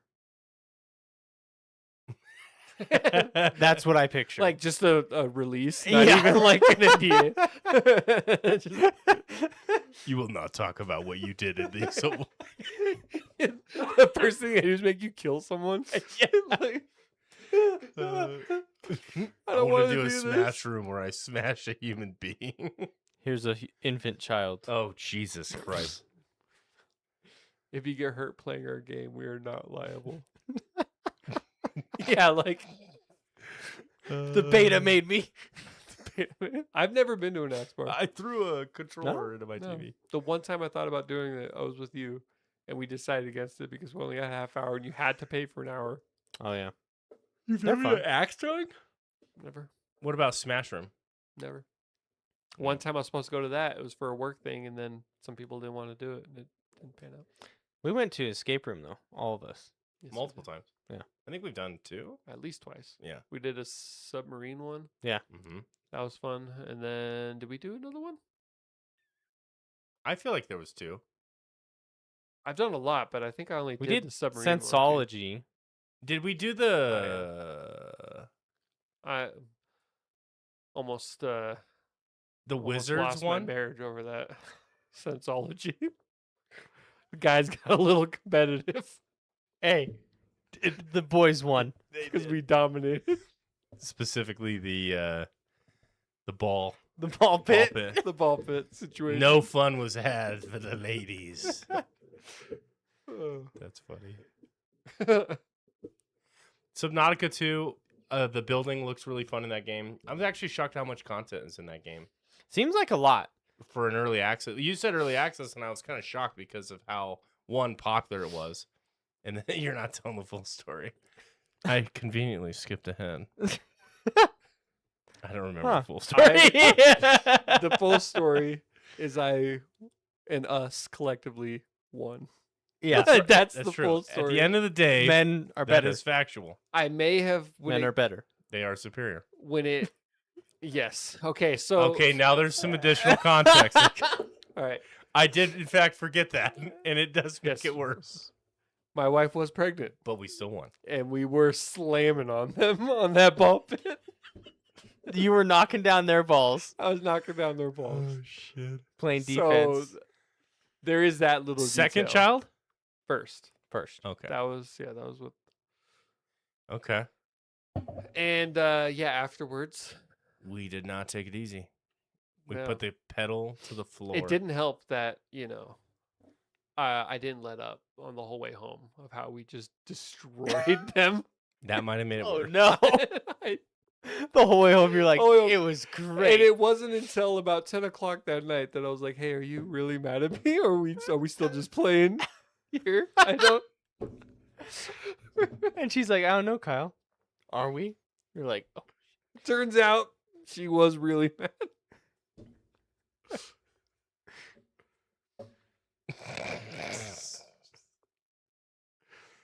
Oh shit. Anyways, Path of Exile 2 massive update comes out.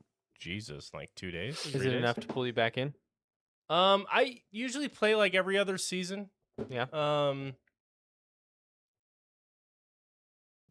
The amount of stuff that they're adding right now is pretty insane. I'm not, other than the campaign, like finishing the campaign, I don't know how much shit is left for them to add before they actually release the game. I don't know. I watched a synopsis of the 2-hour dev stream, and it was pretty impressive what they're adding. But I don't know.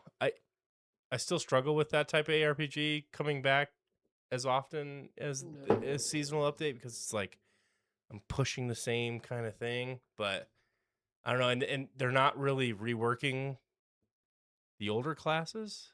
Like right. they're adding elements and they make little tweaks, and it's not to say like there's nothing different. Like the season has a concept and it is different, but they're like releasing new professions and stuff, and they want you to play those, and I really just love sorcerers. But That's the whole. they've added like, a lot of shit. That's the whole thing with those types of games, though. Is that's the gameplay loop. Yeah. is rolling characters and playing different things. So if you're not into trying out new builds and stuff, then they'll get kind of stale quick. And I think that's my problem whenever we play. Like, I don't want to invest time And then have to start over. and start And a over character that and- doesn't, yeah. Well, it goes to like a standard league, but it's not the same. And so I think I like the cadence that I'm on with like Diablo, which is like once a year, and I get way into it. I think I'm gonna kind of do that with Path of Exile, but That one's easier for me to digest because it feels like that once a year, so much has changed that it feels fresh. well, I bought the expansion. I haven't played it yet. Like, you I did too. and apparently it's fucking awesome. Like people are loving it. They reworked a lot of the crafting and stuff, and apparently it's in a really good spot. So Huh. I don't know. I just kind of replayed it a couple months ago, and I really grinded, and I'm like, I'm done. Well, because I had your Steam Deck, Yeah. and that made a fucking world of difference. 'Cause I lay in bed and do pit 100s, on a Steam Deck. 007 game. yeah. Did you already did you already buy it? I think I have to go clear up some space tonight. Actually, is it? Oh, you were serious about that? You're gonna be playing that, huh? Oh yeah, James Bond is It's been getting really good reviews. one of my favorite like IPs of all time, and it's made by the same people that made Hitman, and it just looks good. So I'm serious. I'll probably have it beat by next time we play. Talk about it. Looks a lot of fun. Only heard about the other day. Yeah. Is it Lenny $60 Kravitz. bucks? Lana Del Is it Rey did free? the intro song Oh hell yeah! Lenny Yeah. Kravitz is in it. randomly. Not he didn't do any Didn't music. age. He's just an actor in that game. He looks good. It's similar to. It's going to be more in line with the novel, apparently, as far as like, it's going to kind of like reboot it the way Casino Royale did, but his origin's going to be much more novel-like, and he's got the scar, which he had in the books, but he hasn't had in any of the movies. We'll see. I mean, it looks like it's a mixture because it is made by the same people who made Hitman. It looks like it plays very similarly to that in its like approach to stealth and things like that. But it also feels very reminiscent to like Uncharted. Like based on what I'm looking at, it looks very like that kind of game. So if it's a good story, I'm sure I'll have a lot of fun. Will it be like the early 2000 games, Nightfire and the other? Oh yeah, those are good. I think this one's gonna be a lot more stealth based than action. I watched a little bit of gameplay, and it kind of looks like. Did you ever play Splinter Cell Conviction? Yeah, kind of looks like that. Mm-hmm. It is cool too. Like they're showing like a little developer gameplay of it, and at one point they're like, and this is what happens when you get exposed and like you get caught by one of the bad guys, and James Bond instantly starts spinning a story about why he's there. So he's still trying to maintain his cover. And then there's like it looked like there was like a meter of like how much they buy it or don't buy it, and then it turns into a full out, fight if it doesn't go your way. That type of thing. Shit, So like dynamic events. yeah, it's huh? like dynamic events Yeah, there's that a bluff change depending system. on how you Do you like handle it. level up to make that easier? Like, is there a leveling system? Knowing it as James Bond, you probably get new gadgets and stuff as you progress. It's not going to be like full RPG Sure. or anything like that, but I would imagine that by the end of it you'll have a lot, like, cuz story wise, you'll come back and Q will be like, "Well, you were gone. I managed to make this. Why don't you throw it in your arsenal and see how it works?" Like I could see that easily. So I don't think it's one of those things like you're going to be like you get better stuff based on how you played it. I think you'll just get access to more things as you progress the story. When I bet, knowing Hitman, I mean, who knows? But as far as the bluff mechanic, I bet there's stuff you can find around the map that makes your bluff, like, Yeah. improves your odds of a bluff. Like, oh, you found this ID card that gives you a little bit of info so that he can better lie Gives you about something. higher street cred, Yeah. rep. Yeah. to Like, because then- you know yeah. more about what's happening. Yeah. So So your odds are higher. it's getting good reviews so far, and people that have talked about it are saying good things. And I love James Bond, and I've played every James Bond game that's ever come out, even the bad ones.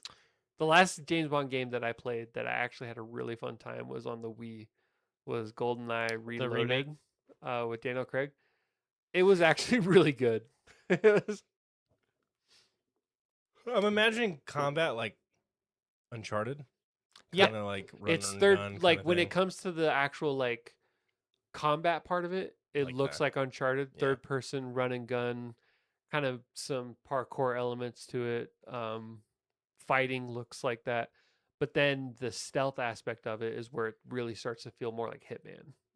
Yeah. And so it seems like it's going to be a good marriage of both those games. Only negatives he was seeing were the anti-cheat, which Yeah, on the software, there's anti-cheat software that people did not like. Is it online? I think it's one of those ones that's not like an online game, but it But they still have anti-cheat? like you have to be online. Like it's one of those weird ones. Elden Dude. Ring has anti-cheat, but I guess Elden Ring has an online element to it. I don't know. I don't I know feel why like- that's there, but Yeah, people are. I don't know. I've seen some anti-cheats where we just install them without really thinking, and no. I've seen breakdowns where people are like, "This is literally like you're literally installing like malware. Like Yeah. it installs at the kernel level, and it can see and spy on your entire machine." Kernel-based NDA anti-cheat, situation all something and- or other. Oh shit! People get touchy about. Yeah. Well, I that's think exactly what I was just talking whatever about. it is with this game, if you play it on PC, it's and I'm not in the PC market. If you play this game on the PC, whatever it is has people up in a stir right now. So it's going to be something like that people don't like. I mean, I'll be playing on console, so that doesn't affect me. But I Do they can not see do why, anti-cheats on like they just rely on Sony to handle that? I imagine, and even if they did, I don't think there's anything that they could put in there that would affect you in the same way it would on your PC. It's just your console, Yeah, because Sony would never let them fucking like install their own like. yeah, Yeah. like, We're gonna like spy on like all the resources that's happening. they would just wouldn't let No. you release the game No, on exactly. it if they had that. Indeed, Motion my indubitably. PC is my console. Yeah, I don't have it all in one. Yeah, I did see James Bond. I would probably be more concerned too if my PC was for more than just gaming. I would be a little bit like, what is it exactly that this That is I'm doing downloading. to my PC?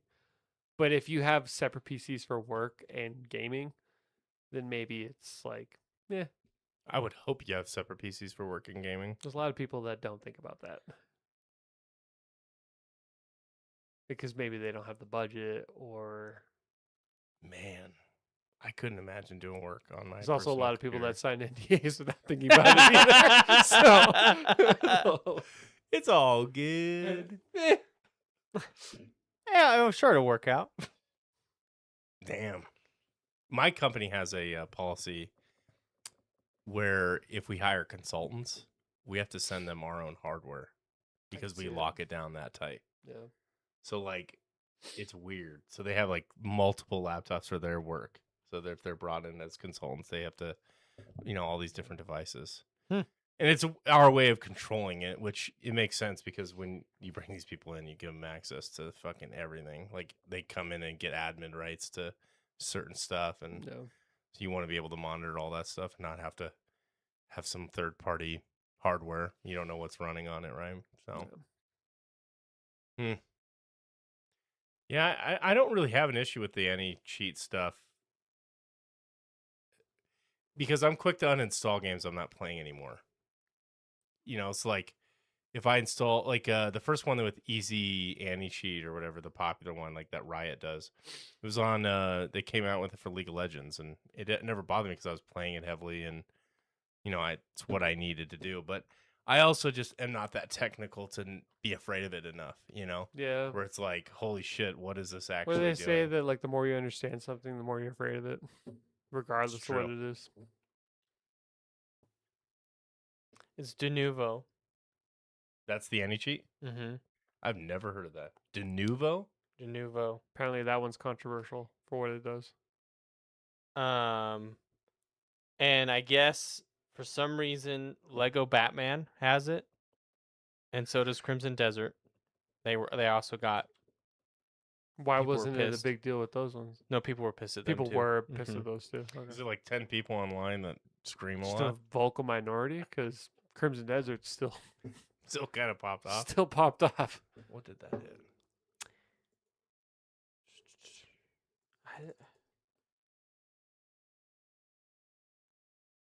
I guess it usually affects the game's performance. Oh, yeah, certainly. It's pretty amazing. 300,000 people concurrent 2 months ago. Yeah, for a single player game though too. That's amazing. I still couldn't see why it has it. Because that's all the reason. Against they need to get to safeguard against piracy on PC. Go fuck yourself.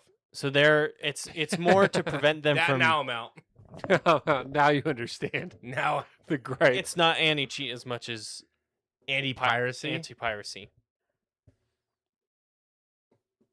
Dude, how many fucking studies do these companies need to do that like piracy actually benefits your game? But many. How many times? Hey, piracy Like, is that not was a literally- victimless crime. That was literally Alright, like I the won't take- Netflix model. I won't take your unethical slander.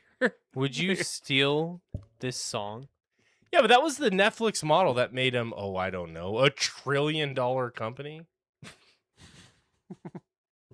Like, hey, share it with everybody. Like the CEO was on record, like, share it with your friends. We don't care. And then they got so saturated, and they're like, we're gonna burn you all. Burn you all to the ground. You're gonna have to allocate a singular house. Can you still order CDs? I remember weren't we talking I about do that? believe you can. My mom, I don't think she does anymore. I think she stopped recently. On Netflix, like yeah, back when you used to have to actually mail Yeah. the movies to your house. Remember GameFly? Yeah, I had GameFly. I did too. I used it a lot actually. Yeah. And then one day it just announced that they were done, and I was like, "Oh, I guess I'm done with GameFly." But I was one of the users to the end. Redbox wasn't. I never used GameFly, but Redbox. I rented a Did shit you ever ton of get- games for Redbox. I got grifted once with Redbox. Like somebody swapped CDs. Oh, with the sticker. Yeah. Damn. Oh, no. What do you do? They have a customer service. If I remember, yeah. I probably would just ate the dollar. Like it would not have been worth the effort to. Well, I guess you might be concerned if you put it back in, then someone you they get would in think trouble? you did it, Yeah. right? See, at that time, especially I was a teenager when Redbox was popular, I wouldn't have put that much thought into it. I'd have been like, $1, meh. I would have put it back and be like, I'm Oh, not sitting on man. the phone for an hour to talk to somebody.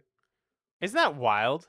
Like how remember, like- fast that little section was. Of our life, Yeah. yeah. And then Blip, and then everything digital. It was, Like a year, I felt like. yeah, I think mean, 2 years. I didn't really start buying digital religiously until the PS4 era, like the 8th generation.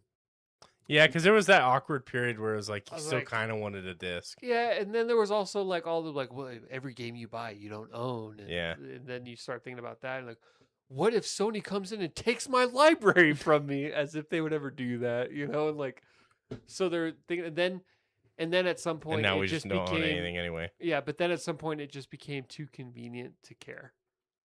Like, Yeah. I'm not driving down to GameStop to pick up a game. Yeah, Blockbuster. Yeah, Major video. Wow. I had the Blockbuster. subscription or whatever to Blockbuster. It was like one game. It was one game, one movie, or it was some type of membership deal. Do you guys remember that? Membership. Yeah, I've rented movies and games from Blockbuster. I never had a membership type thing though. I had a membership. Blockbuster Plus. It was something like that, and yeah, it was like you could get like you could have one game checked out and one movie, Huh. or vice Well, versa. we had Netflix, and we had the version where you can have like 3 movies checked out, Yeah. and so you had like you could be cycling through discs.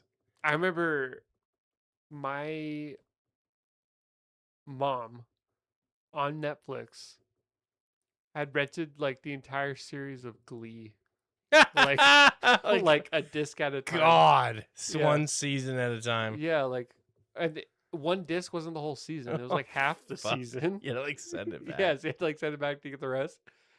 And like that was convenient at the time. Like, and that show came out in 2009. It wasn't even that long ago in the grand scheme of things, but that feels ancient compared to now. I've told this story on the podcast before, but there was that place next to our house called DB Depot that I got Skyrim from for free, and then the police came and shut them down, and then I just got Skyrim. $1 is what I Yeah. paid for it. Yeah, they were making X-rated videos illegally in the back.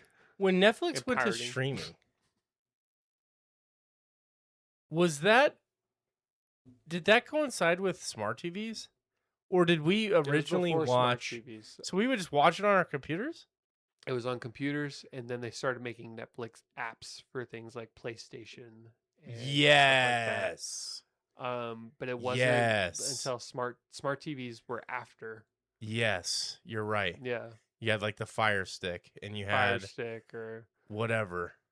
And I remember first time I got the Netflix app, it was on my PlayStation actually, and the streaming really was not high def either. It was like it capped out at like 480, and that was still like, whoa, I'm watching. like I could just watch this, And then I remember when they rolled out high definition streaming, all of a sudden that 50 Premium gig feature. internet was not good enough to like it buffers every 5 seconds, and you needed at least like 100 to do it.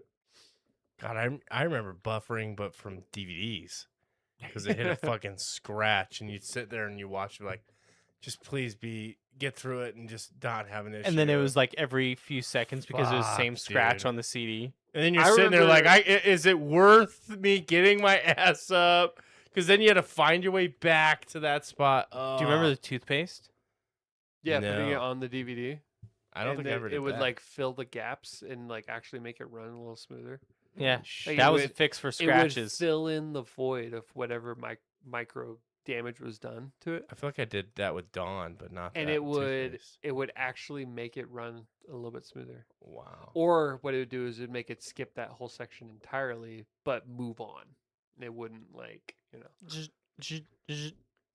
I remember VHS. Oh, I remember when I was a kid when you'd have like one that was Back in particularly my scratched up. And I remember used to like it would start to get all like fuzzy, like you're like, oh, it's getting bad. And then you would fast forward it before it just broke. But if you didn't do it in time, it would just start spitting tape out at you, and then you'd be fucked forever. I don't remember And that I- much issue. Yeah, and then I would have to wind it up to No get it back to. shit. Yeah, there's many a VHS that we had that broke that way, Damn. and Huh. we used to. I remember. I don't know. We were rowdy kids, and maybe we didn't take care of the VHS types the way we should have. But I remember if it started to fail and you didn't get to it in time, it would like spit out the tape, and then you just have to hand wind Like, it crank back it. and hope that it would like still work okay afterwards. Maybe that was our VHS player, not the Yeah, 'cause the I tape never- itself. But I remember that clearly. I remember wearing out VHSs because I watched it too many times. They would the quality would dip over time, but not that. That's crazy. Remember the rewind things? You put Please that Be on there. Kind I remember rewind. buying we had an old rewind. Yeah, they'd make you rewind it before you return it Yeah. back to. And then we bought an upgraded version, 3.5 times faster. And this thing, you put it in there and it'd be because it's just ripping that tape back. And then it'd be and you're like, all right, that was 30 seconds, dude. Let's watch again. I remember when God. DVDs first started rolling out, and you still had the option to choose VHS or DVD. I remember actually thinking that the DVD version looked inferior. I remember that. My You know family, what? because it was stretched, Yeah. Yeah. and I was like, The "You're not-" widescreen. Yeah, and we had a big ass box TV that was Enormous. 50 Enormous. inches, but it was a box TV, so it was also 4x3. really big, and it was a perfect square. Yeah, It was 4 by not 3, a rectangle. not 16:9. Yeah, and so DVDs did not look right on it. They were too thin. Yeah. They were stretched out, and then there's big ass black bars on the top and bottom. So VHSs just looked better on that TV. And then when my family finally got a flat screen, you're like, oh, this is what DVDs are supposed to look like.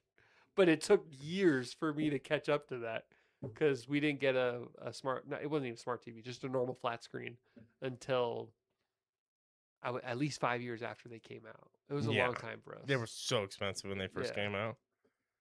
Remember the sound a CRT TV would make when you turn it on with all the Yeah. sand? Rain.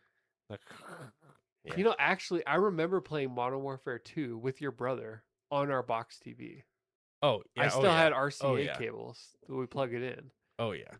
And it was not, and then I remember when we first played it on a monitor, this game actually looks so much better. What? HD. HD. wow. Yes. God, I forgot that they made that was a whole super awkward era. Yeah, no, CRTs, they even go back and they even show some of the games designed for CRTs, how much better they look No. on a CRT than a digital monitor. It's well, that was the thing too. When digital cameras came out, they were way worse than film cameras. Yeah. But they were way more convenient. Mhm. And then people were it took probably a decade for them to catch up with that.